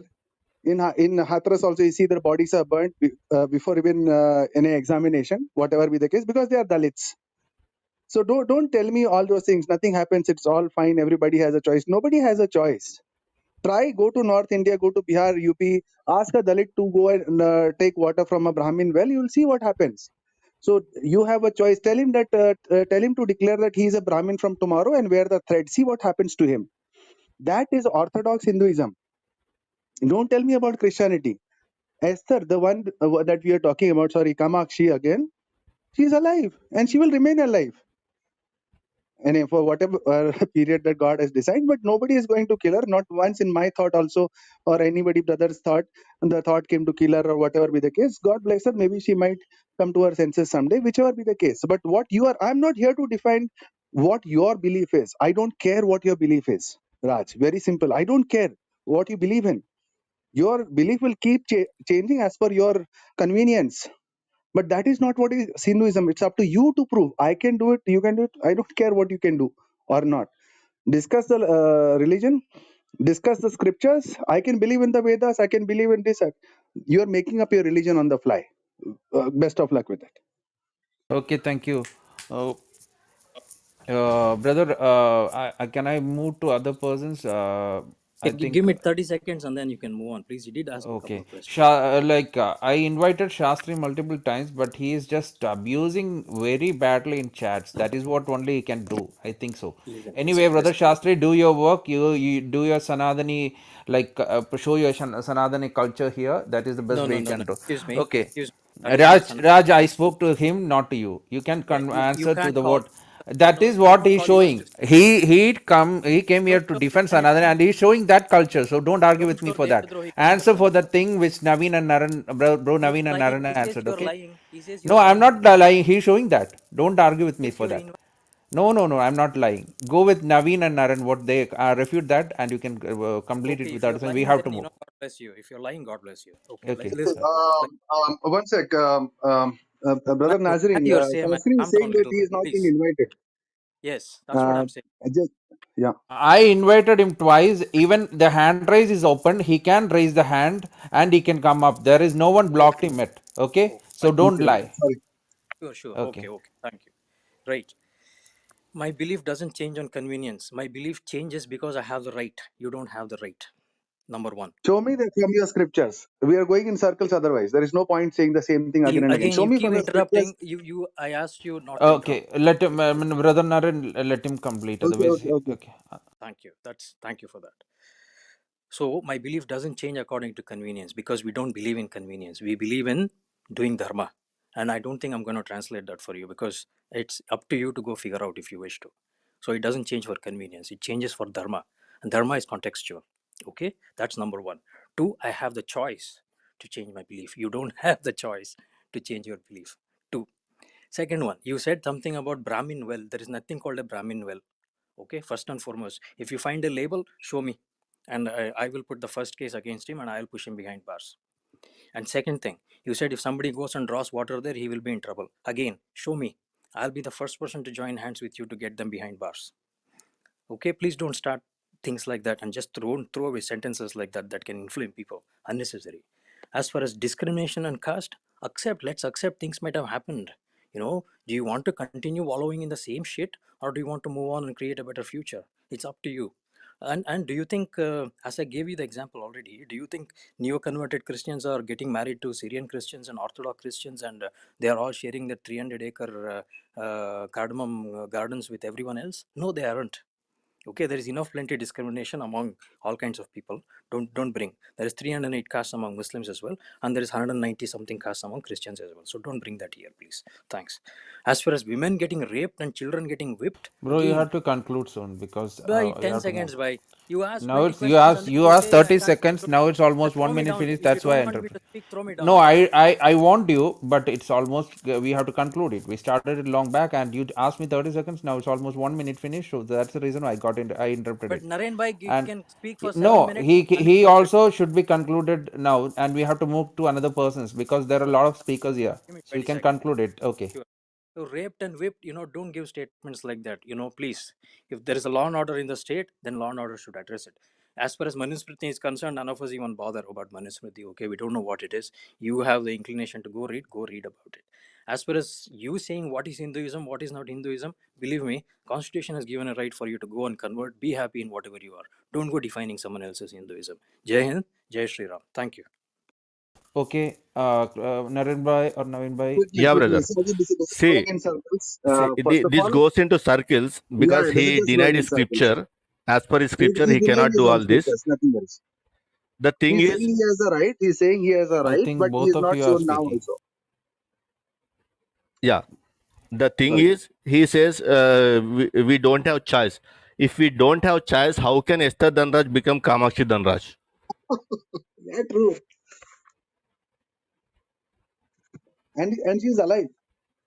Yeah, And she's alive. No one And is behind living her. with No one is pastors. behind And her. that too living with pastors. and you people are troubling us when we change. I am an ex-Hindu. When I become a Christian, you people are coming to me and you people are mocking me. You are parasite, you are virus, you are this thing, you are that thing. There is no history of your Christ. There is how you accepted virgin birth. Can't I question how you accept Rama? Can any woman get pregnant by drinking a payasam? What happened to you at that time? Can how Krishna took birth, how he entered into womb of Devaki? Why you are not thinking of that? When you can question me, why don't you apply the same logic to you? The famous gods, Rama and Krishna, what is their birth story? How they came into existence? Can any woman get pregnant drinking paisam, what you call, brother, in English? Semia, paisam, kheer.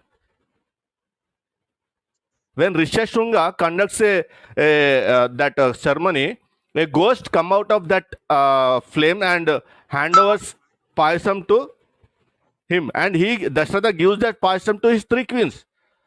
Then they get pregnant and give birth to 4 boys. When you accept that story, then why you have a problem with this virgin birth? And when you don't have problem about Hindu creation, why you have problem with biblical creation? Can't I question your Hindu creation? See, understand. See what is happening is we had seen that even Jerry and I, when we were analyzing, the whole thing is that he's simply rejecting everything. So that's why I said this is not Hinduism. Now he's saying I'm nobody to define. So same way I'm saying, Raj, even you have no right to define Hinduism. Hinduism is defined by the Vedas and the Vedic scriptures. In the Vedic scriptures, you've not given me one evidence that you have the choice to believe whatever you want. You can believe because the Christian constitution in this country, gives you the right.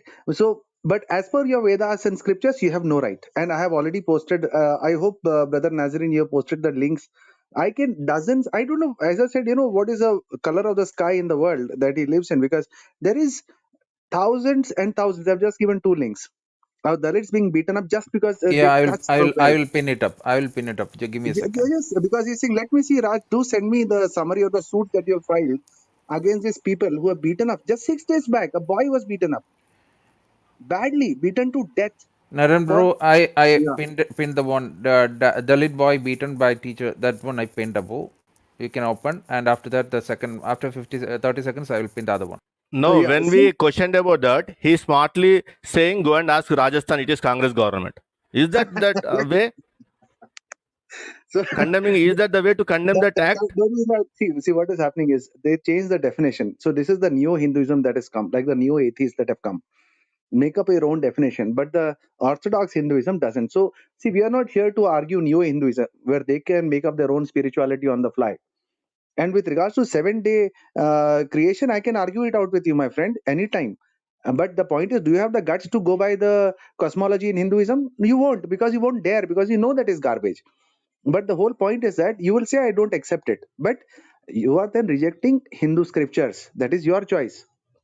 And there are millions of people who have left Christianity and they have survived. And nothing has happened to them, including Kamakshi, Dhanraj, and so many thousands living in US, living in India, living in Hyderabad, wherever, nobody touches them. Not because of anything else, but because the Christian faith doesn't allow us to. And anyway, the love of Christ doesn't allow us to. Okay, So I'm not here to debate neo-Hinduism. Okay, bro. Thank you. Thanks a lot. I invited Shastri. He left, and one another guy who came. He left, and now Veeraragava is here. Sorry, Abe and JK. We can come to you later, brother Veeraragava. We can start speaking. No issues, please. Thank you. I don't know how many minutes I will take. I will not take long. I guarantee that much.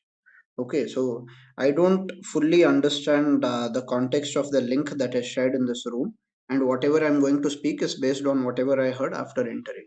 Okay, now when I entered, there was a question about what happened before the 10th century. So, did we have Hinduism before 10th century? Yes. Did we have Manusmriti before 10th century? Yes. There is a person called Manuniti Chora mentioned in Sangam literature, which is older. Okay, I'm just putting this on record. He put his own son to death because his son killed not even a human but an animal. Then for that level to which he was following Manusmriti, he got the title as Manuniti Chora. His exact real name I do not know. That is just one point. Moving on. saying that there is so much atrocity against Dalits. Okay. Now there are some reports which come to newspapers, which come to media, saying and showing the kind of atrocities that are done. There are some others which are not shown. However, saying that lots and lots of atrocities are happening everywhere and that there is absolutely no proof for it does not count. If we want to say, we say it with proof. If we don't want to say, then say it. If you don't have proof, then don't say it. That is all. Very simple. Uh, Third thing about caste oppression. Caste oppression existed before, it exists today also. It exists at many places, but it is wrong. Wrong practices cannot define what something morally right is. They cannot define what is dharma. The practice cannot define what is religion either. Caste oppression is a problem of societies across the globe. Somebody pointed out that even in other religions there are castes. But wherever it is there, the oppression has to be removed. Okay. As far as Manusmriti is concerned, I'm not sure how many people here have properly studied Sanskrit and then studied Purva Mimamsa, because Manusmriti is a summary of Purva Mimamsa only at the end of the day. It is not appropriate to easily go to the internet or go to some English translation and then cite it and give the meanings of Manusmriti. As far as one of the comments made by a particular moderator, I don't remember which one. So apparently there was a person who was abusive in the comment section, and the moderator said, "You are showing your Sanatani culture." Okay. Now, It's me who have done that. yes. Okay. Sorry, I did not know who was saying. I was just listening. Eben. So the thing is, uh, I don't know where you got proof for Sanatani culture actually saying that you should be abusive in comments. If a person Because is being he abusive, showing he whether or not he came is here. Sanatani, No, we one should I will explain continue. that, bro. One second. I will explain that. He came here to defend his culture, that is Sanatana, and he showing that in chat. That is all what I meant.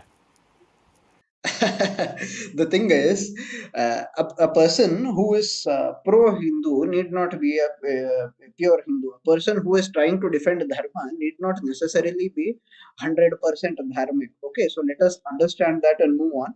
Let us not project the fault of an individual person who is speaking out of emotions or whatever as a problem with an entire culture, unless you have literary evidence showing that using such a language is totally permitted. Okay. Now, moving on to Shankara Digvijaya. Shankara Digvijaya, somebody cited it, said that he said that a king had put a lot of people, Buddhist people, if I'm not wrong, to death. The Kumarila Bhatta had defeated Buddhists in debate. After that, the king asked for Buddhists to be killed. Okay, now a king asking for Buddhists to be killed, was this told by Shankaracharya to be done? No. Was this really told by Kumarila Bhatta to be done? No. All that was done was that Buddhists were defeated in debate. The king, being an emotional guy, declared that all Buddhists are evil and they should be killed. Shankara Digvijayam, as a matter of fact, says that Shankaracharya did not believe in the philosophy of Kumarila Bhatta at the first place. Shankaracharya wanted to debate with Kumarila Bhatta, but he ends up debating with Kumarila's disciple Mandana Mishra and defeating him. That story is also there in the same Shankara Digvijayam that was cited. Saying that Brahmins are the ones who burnt Nalanda. Do you really have proof that it was the Brahmin community that did it? Did you mean Brahmin or people following Brahminical culture or what? I don't understand. But I do not believe that Brahmins had nothing else to do other than burning universities like Muslim invaders or slaughtering people the way Christians did it in Goa. As far as the questions of Devaki and others are concerned, Devaki literally lived with her husband in the prison. Dasharatha did have 3 wives and he did spend time with them in the bed. The Payasam gave them the health to give birth. It is as simple as that. Okay. You don't have to create supernatural elements to question them. If you want supernatural elements, yes, they are there in the same scriptures, but they are different. At the end of the day, be it Islam, Christianity, Sanatana Dharma, or whatever, there are plenty of supernatural parts in the scriptures. If you go to start questioning, then it will be an endless argument. Nobody is going to benefit from it. As far as I understand, the purpose of this room is to understand what is morally righteous for people to be doing. So there was a discussion about choices, right? Where is it mentioned in the Vedic scriptures that you can believe in whatever you want? Now there are two things to remember. One is that belief in whatever you want should be understood within the constraint that it is morally righteous. Because if I start believing that I can kill anybody and everybody, then that choice should not be given to me.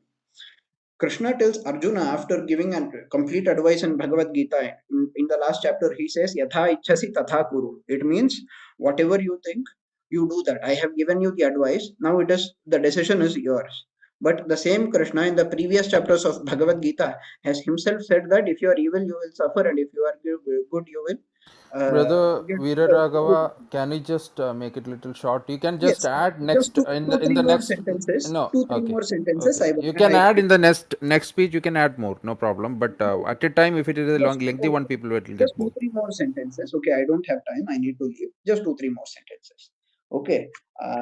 Somebody was talking about non-Hindus being killed. Okay. Now I don't know where Hindu scriptures say that non-Hindus have to be killed.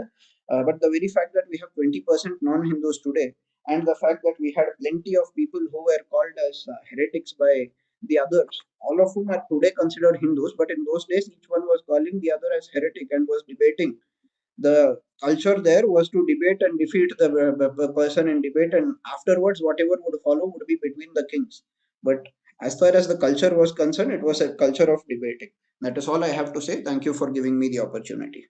Okay, thank you, brother Naveen. You can just answer to that. Yeah, brother. My first question is, in which language Manusruti is available before 10th century? And is that Manu himself written or somebody on Manu's name handed over to us? If it is written in Sanskrit language, then by which lipi it was written? Next, can you give a single reference that Dashratha had time with 3 wives, after that they became pregnant? The verse directly says after drinking payasam they were pregnant. And I have quoted Krishna's birth also. He himself entered into the womb of Devaki. What about that? Okay, brother Veera Raghavan, you can just respond shortly in a very brief way. You can because we can go Okay. one to one. See, as far as the records show, Manusmriti was in Sanskrit in the earliest days. He has asked three questions. I'm answering all three. Okay. Firstly, it was in Sanskrit. Was it a person with the name of Manu or was it Manu? I don't understand. When you ask was it Manu, Manu is a person who is named Manu. Okay, that is how we are to take it. Uh, whether it is Manu who is saying or it is some other person who is citing Manu, it is to be believed that the words are of Manu. That is why it is called as Manusmriti. Okay, if you want to question that, then name him something else. It doesn't make a difference. What is there is going to be there. As far as the drinking of payasam is concerned, Dasharatha, if it says that after I had medicine, I got cured, does it mean that my body does not have white blood cells? No, my white blood cells are the ones that are fighting the disease, but the medicine is helping me to do that. In the same way, if it is said that after having the payasam, they got the ability to get conceived, there is absolutely nothing wrong. As for Krishna entering the womb of Devaki, it is not Krishna's body that entered, but it is an anupravesha. I hope you understand the meaning of the term. Okay, so the anupravesha of Paramatma, who is already everywhere, is what is happening there. That is a totally different concept, and that will again be differentiated from a body entering another body. Okay, so it is not a baby's body entering her womb from outside. That is not what is described. You can read as much as you want, you will see whatever I'm saying. I think that answers all the three. Thank you. No, I Yeah. asked another. Manusmriti is in Sanskrit language, written using which lipi? Is it going to matter in which lipi it is written for you to believe whether it is correct or not? Brother, here comes the whole point. Using which lipi it was written? Do Sanskrit have any alphabets or any lipi to write? If not, then how it was language was written from using which alphabets? We do have Brahmi inscriptions from before the 10th century, but the What I lipi which said, was used Brahmi lipi is is totally Dhamma lipi. Using outside. the Dhamma lipi, you cannot write Sanskrit. You can very well write. In fact, you can write Sanskrit even using the current modern Tamil script as well. It all So depends on whether you want to I read or not. leave it to your concern.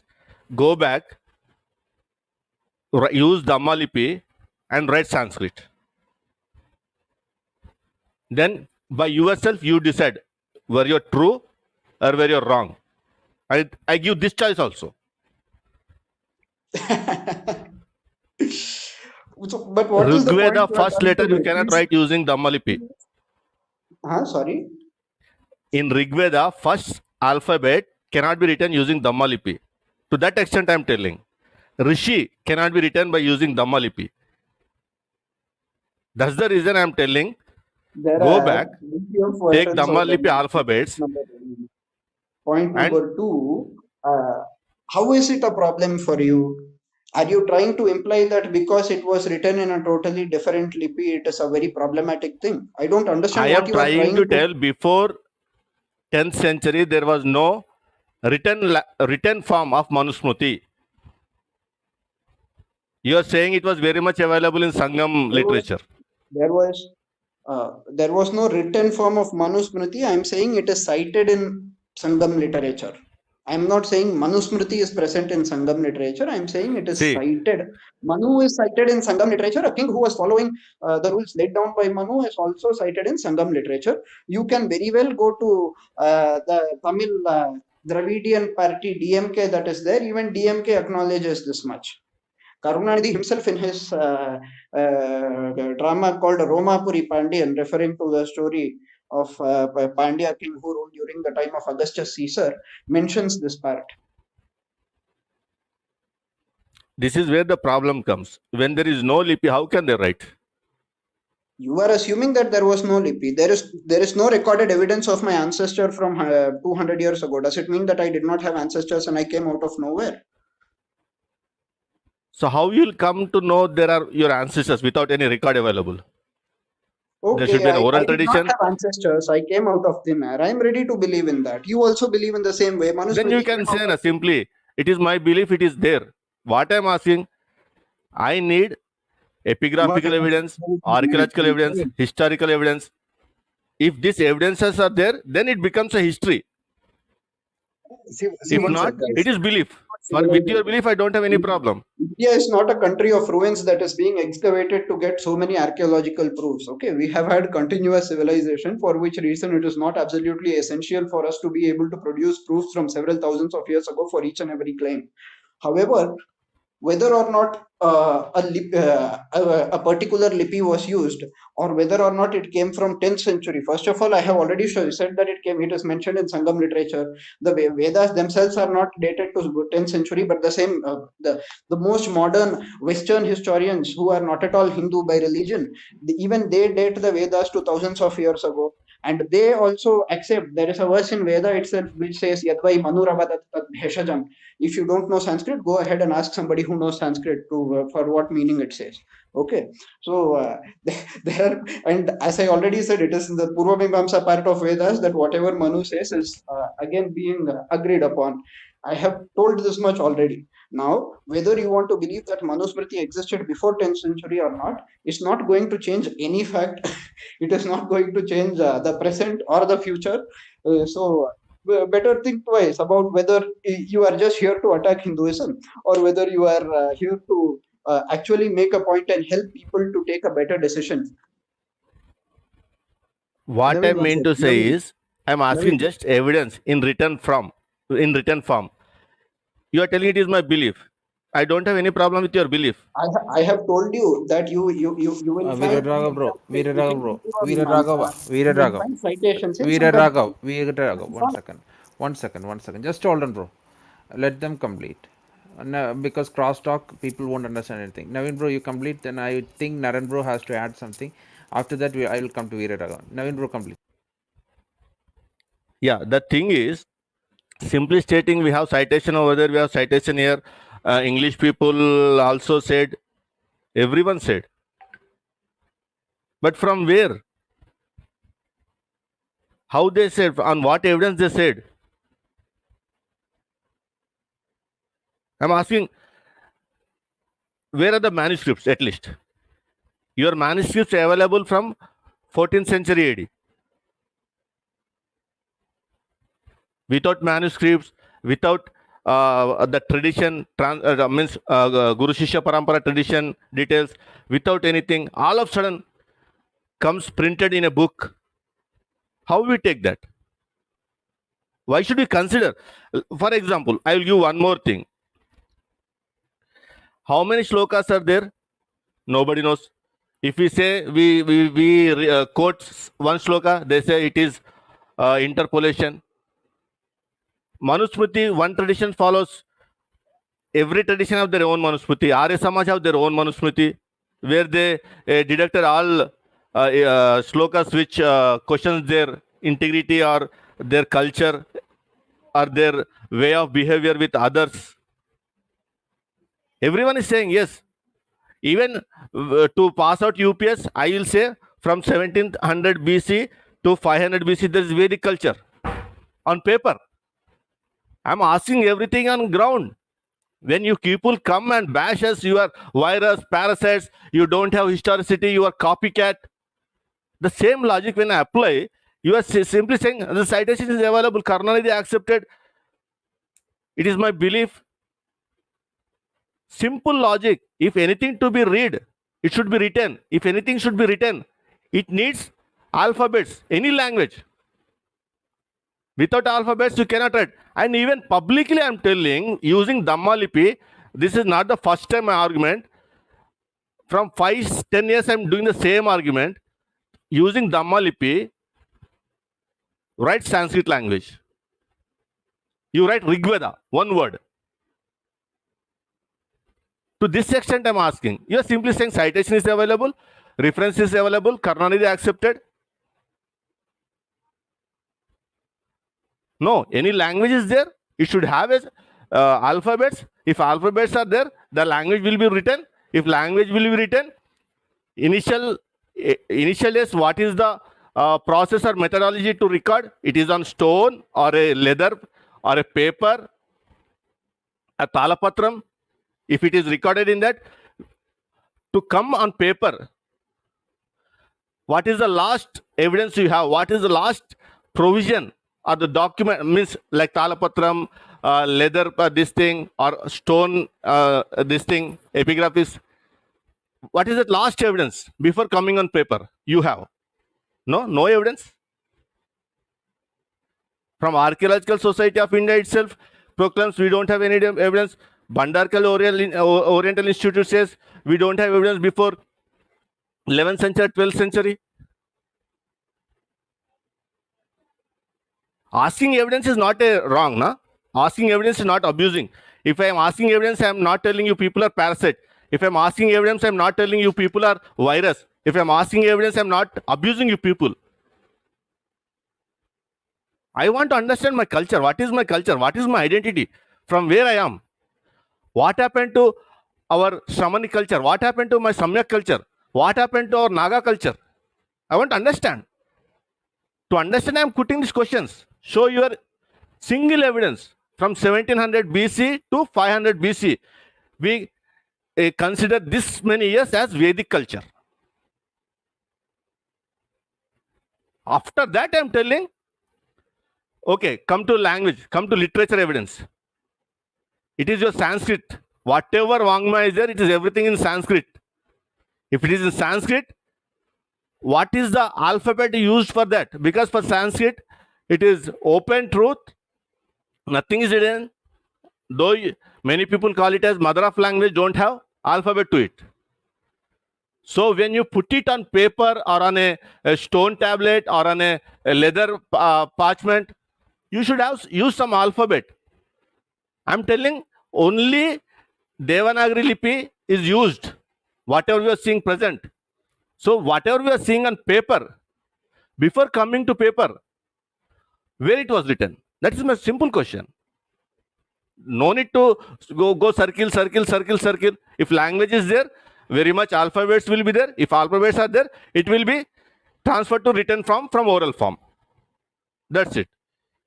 Okay, Naren bro, you want to add something? Otherwise, I can go to Naren bro. Yeah, no, actually, yeah, can you hear me?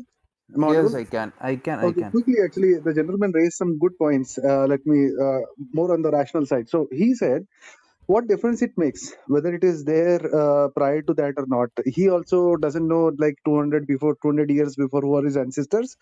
So does it mean that it doesn't exist? A good point. But see, the problem is it's a false argumentation. The reason is, if it is something of a large consequence, affected millions of people over hundreds of years, there has to be some evidence. Now it is like this: Gandhiji, stepped into a puddle of water and then had chai in 1940, August 12. Nobody can either prove me right or wrong, because those are inconsequential actions. But Gandhiji starting the non-cooperation movement, Satyagraha movement, or when he died, how he was shot by the supporters of whom is now even today. So when for such things there has to be evidence, there has to be consequence, and it has to be in place. So somebody like a Julius Caesar, his from where he was, how he existed, what he did not did, even Alexander for that matter, anything of consequence has to be have some documentation somewhere. So if you are saying that this culture was there since thousands of years, better be some evidence, at least some evidence. We are not talking about one stray piece of paper, why it is not there, or for every day-to-day activities of a Rama or a Krishna or anyone, why is there no archaeological evidence? Nobody is saying that. We are saying at least show one thread of evidence somewhere, because it's of consequence. We will not ask that for every billions of people who lived in this on this world for thousands of years. No, but for something that has affected the mind and the culture of a larger generation, of a huge generation, and continues to do so, and where there are massive claims being made that our culture is thousands and thousands of years old, then show some evidence. If it has been spread over hundreds of thousands of kilometers of land, so much activities has been done, where is the evidence? If you're saying that your people were so much educated and so many things were done, where is the evidence? Show something. So you and I are inconsequential people, brother.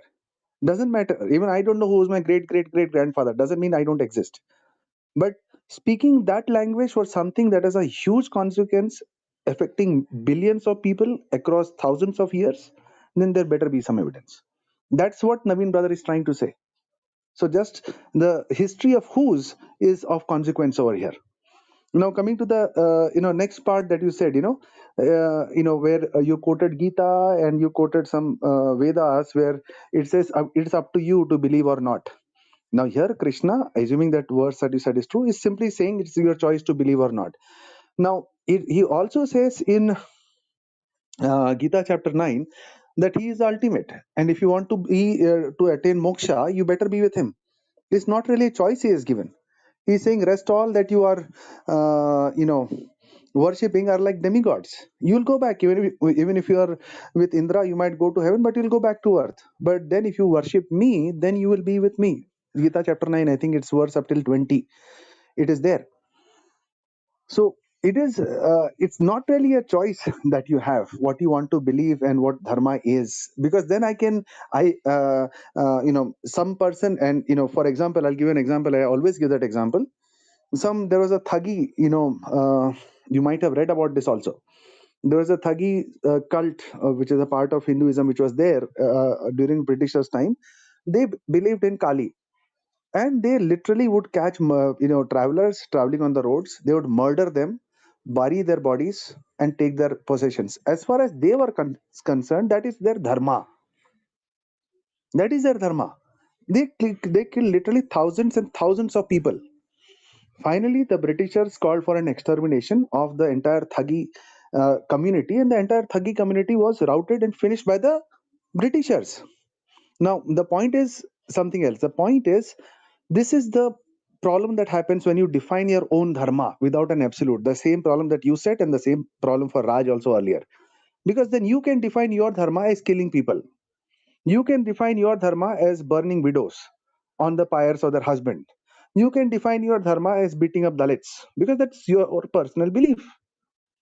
Without an absolute, nothing to show you what is right and what is wrong as clear as black and white, you will accept whatever is your convenience.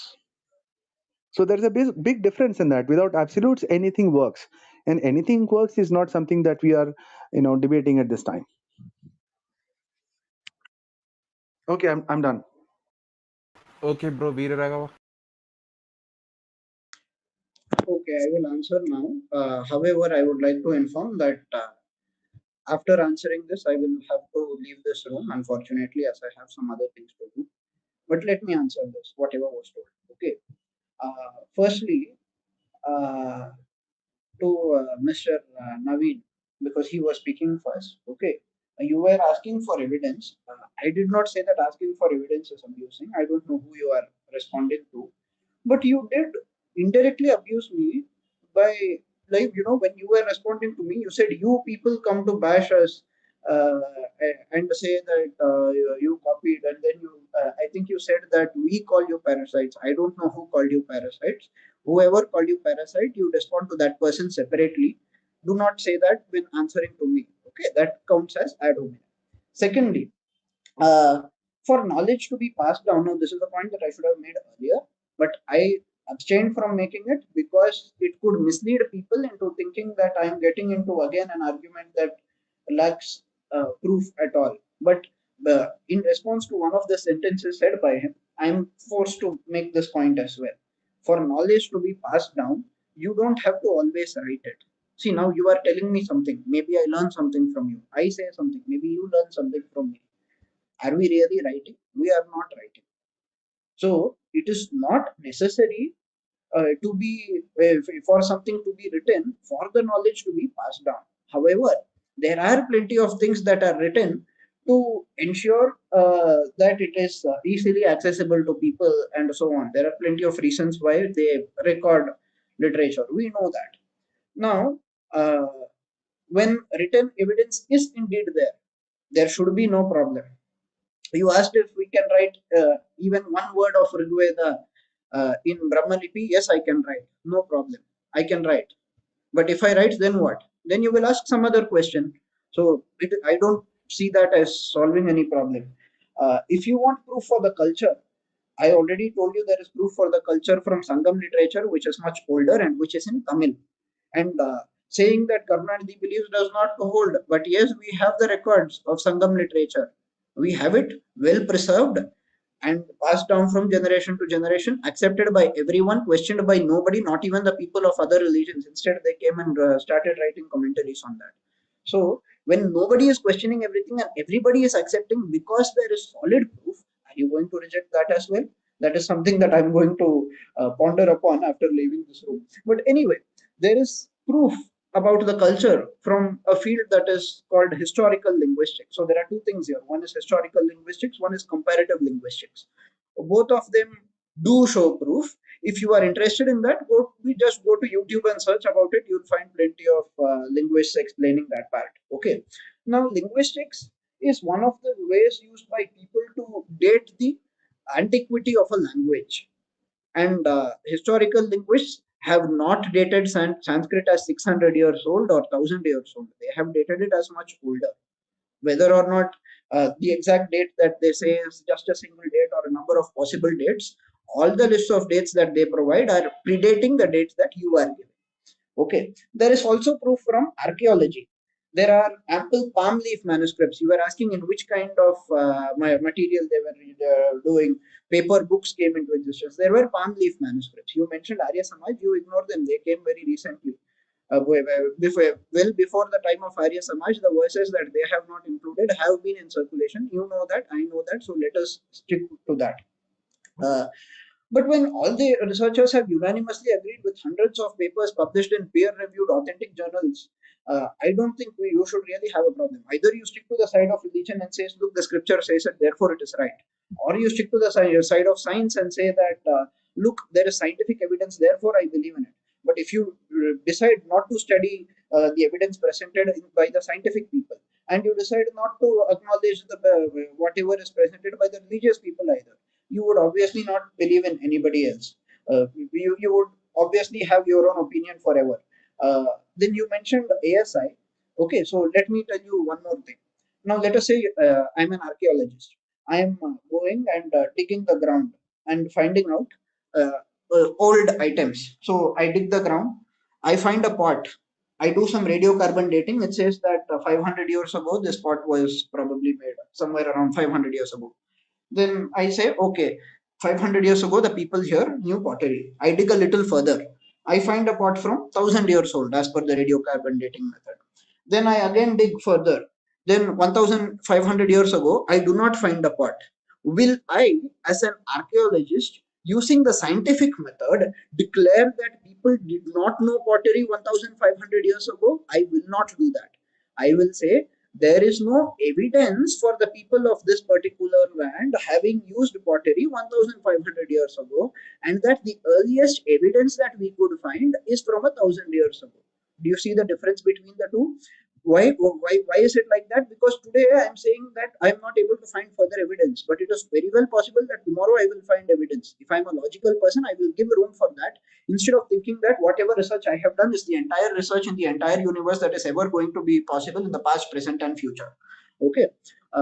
Then the Sangam literature, again, it should be pointed out that it is not necessarily composed by Hindus alone. Okay, there are Jain composers of parts of Sangam literature where again Sanatana Dharma is mentioned, where temples are mentioned, Brahmins are mentioned, and so on. Okay, there is a person called Ilango Adigal. You can go and search for it. You can go to Tamil Nadu and they will show you the palm leaf manuscripts with Sangam literature, and you can verify all of these for yourselves. Okay, and they also cite Sanatana Dharma and Sanatani culture. And then there is a point that was partially spoken by Mr. Naveen and partially spoken by the other gentleman. I believe that's Mr. Naren. Naveen, Mr. Naveen, again, he hit a point that I never ever talked about. He said, so let me clarify to him that I am not saying that we consider some BC to some BC as Vedic culture. That is that is not at all what I was talking about. I don't know where you got that sentence from. So I request you to kindly understand my words verbatim and not exaggerate them. Okay, I did not go ahead and start dating cultures and say it started here and ended here. Then some civilization came, some other came. I never spoke about any of those topics. Okay. As far as Ramayana and Mahabharata are concerned, we have plenty of correlations with what are depicted there. For instance, in Gujarat, the sunken island was found by researchers, right? In somewhat like 1986, some Mr. Rao found out Dwarka and things like that. The geographical evidences are plenty. There is reference to other literature which is also available, which is older. There is a reference to people and their habits which is mentioned. In this manner, we have plenty of proofs that are already available. I would again request you to go ahead and look at that. While I should specifically point out, see, you gave them time to speak, so I'm answering them. Okay, I should specifically point out that correlation is not causation. While I cannot establish that just because the descriptions match, everything said there is absolutely correct. For one, I cannot even prove that Rama was the son of Dasharatha if I enter the scientific method. It is not possible to do that. But I can indeed say that you should not discard all the scriptures altogether when you are using the scientific method, because they have been used by people and are still being used by people, especially the linguists, to study the past. Now, somebody cited, I think it was Mr. Narayan, who cited Gita chapter 9. Krishna said that he is the Lord of all. Yes. But can you prove that whatever he is saying is immoral? If you are going to prove that, you are going to have to admit that for the words of Jesus, Allah, and everybody else as well. I'm not really sure about your religion or whether you're an atheist or whatever. But in either way, if he says that if you worship me, you will come to me, there is nothing wrong there. I will tell you something. If you don't believe in my existence, do you think I will let you into my house? I don't think I will let you into my house if you don't even believe that I exist. That if a person believes that I am not there and is entering a house, that person is a thief. Okay. If you believe me to be evil, do you think I will let you come to my house? No, because probably you would be coming there with hatred. And the same Krishna says in the 7th chapter itself that whoever you worship, you will attain their abode. So if you worship Shiva, you will get Shiva Loka, that is called Kailasha. If you worship Vishnu, that is Krishna, you will attain Vishnu Loka. So what is the problem here? There is absolutely no problem. You want to cherry pick one verse and create a problem? Okay, go ahead. I'm not going to debate further on that. As far as sati is concerned, it was never mandatory. Rama's mothers did not do sati. There is no mention of that. In fact, they survived after Dasharatha lived, and in Ayodhya Kanda, you see them coming and meeting Rama. Kunti did not do sati in Mahabharata either, although Madri did sati. So where do you see this mandatory practice of killing women coming from? That practice was also never mandatory. Just because some bad people forced some women to do that, there are people who are trying to impose that on Sanatana Dharma to ensure that people move away from it, people misunderstand it and get converted into other religions. If that is your intent, try your best. If that is not your intent, then please do not make such statements without doing deeper research. Okay, thank you. Okay, thank you, bro. And we can go to brother Naveen and Naren. Before that, I just want to make a quick announcement. Like we are planning to do more rooms in this club, Sakshi Apologetics. So please follow the club so that you will get the notification of the club when we host new programs. So coming to the point, brother Navi, you can take the Yeah, mic. brother. I want to refute only with one thing. If his entire discussion will be refuted only with one thing. He proudly said, Gujarat, we have evidence underground. Dwaraka, it is of. Did not they conduct survey and they stopped doing that? Why did not government come forward and support to that survey? Why did not why did they stop that work? And why did not they declare this is Dwaraka? Because they cannot declare, because whatever is said of carbon dating, it is not going beyond 1500 BC. If it is not going 1500 BC, Dwaraka time period is before 3125 BC or 150 BC. So from where other 1500 years they will bring and fill the gap? That's the way I'm telling. Where is your concrete evidence? You are telling palm leaf manuscripts are available where? In India, the best is Oriental Bandarkar Institute, where all resources, whatever available, are stored over there. And it is not in private organization, it's under government. Government monitoring that. Simply if I say Sangam literature is there, if Sangam, it is there in Sangam literature, when it was written, who has translated that? You are saying I can write using Dhammalipi. At least now, if you are hearing to this, write that word and you can pass it to us. Now also I'm stating that write one word and pass to us. When you take Dwaraka as a evidence, then again you have a problem. When Dwaraka was when that Dwaraka came to end, when it was flooded, 3150 BC prior. What is the carbon dating showing? It is not crossing beyond 1500. And do they find any inscription of Krishnas or any coins of that period? No. Any idols of belonging to that period? Any temples in there? No. It was a shipyard.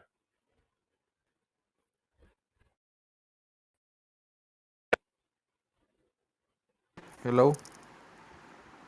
Yeah, brother.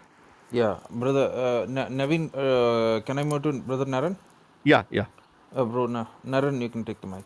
Okay, actually, I'll just quickly conclude this. My side, Naveen did exceedingly well as always. But just from a logical side, see, firstly, when he mentioned Dwarka, I was actually had to almost laughed on that, because, as I said, I was born and brought up in a Hindu upbringing, and I was very excited. As God is my witness, I'm not lying or exaggerating. When I read when I was a child, decades back, at least 20, 30 years, 30 years back, 40 years, 30 years back, something, that Dwarka, and they'll find Dwarka, and maybe it is Atlantis and all those things. I was so excited. And then suddenly those news started disappearing. What does that tell you? If, as Naveen said very well, if it was, then why don't you come out and show, like how there is innumerable excavations happening in Israel, and whatever artifacts they find, as you know, from the time of Jesus this was found, or some ossuary of the brother of Jesus was found, possibly, you know, or maybe where Paul stayed for the night when he was in Damascus type, you know. So all those things, when they find, they advertise it. So here, where we are spending thousands of crores for language and religion, why did the government just stop excavating and showing what was going on? So, okay, now coming to the next part where he spoke about Gita, let me read just the verse. Again, I don't mean to be disrespectful to my Hindu brothers. It was not meant for in that way, but let me just read it in a respectable manner, where he said, I really was very surprised with the logic that he used. Seems to be an educated person, but just I was very surprised when he said that, okay, if you don't believe in me, if you don't even think I exist, why should I let you into my house? That is not the point. He set up a straw man. Let me read Gita chapter 9, verse 23. What I'm reading, okay? I'm not just trying to recollect and say something from my mind. I'm reading word for word. You can look it up. Gita chapter 9, verse 23.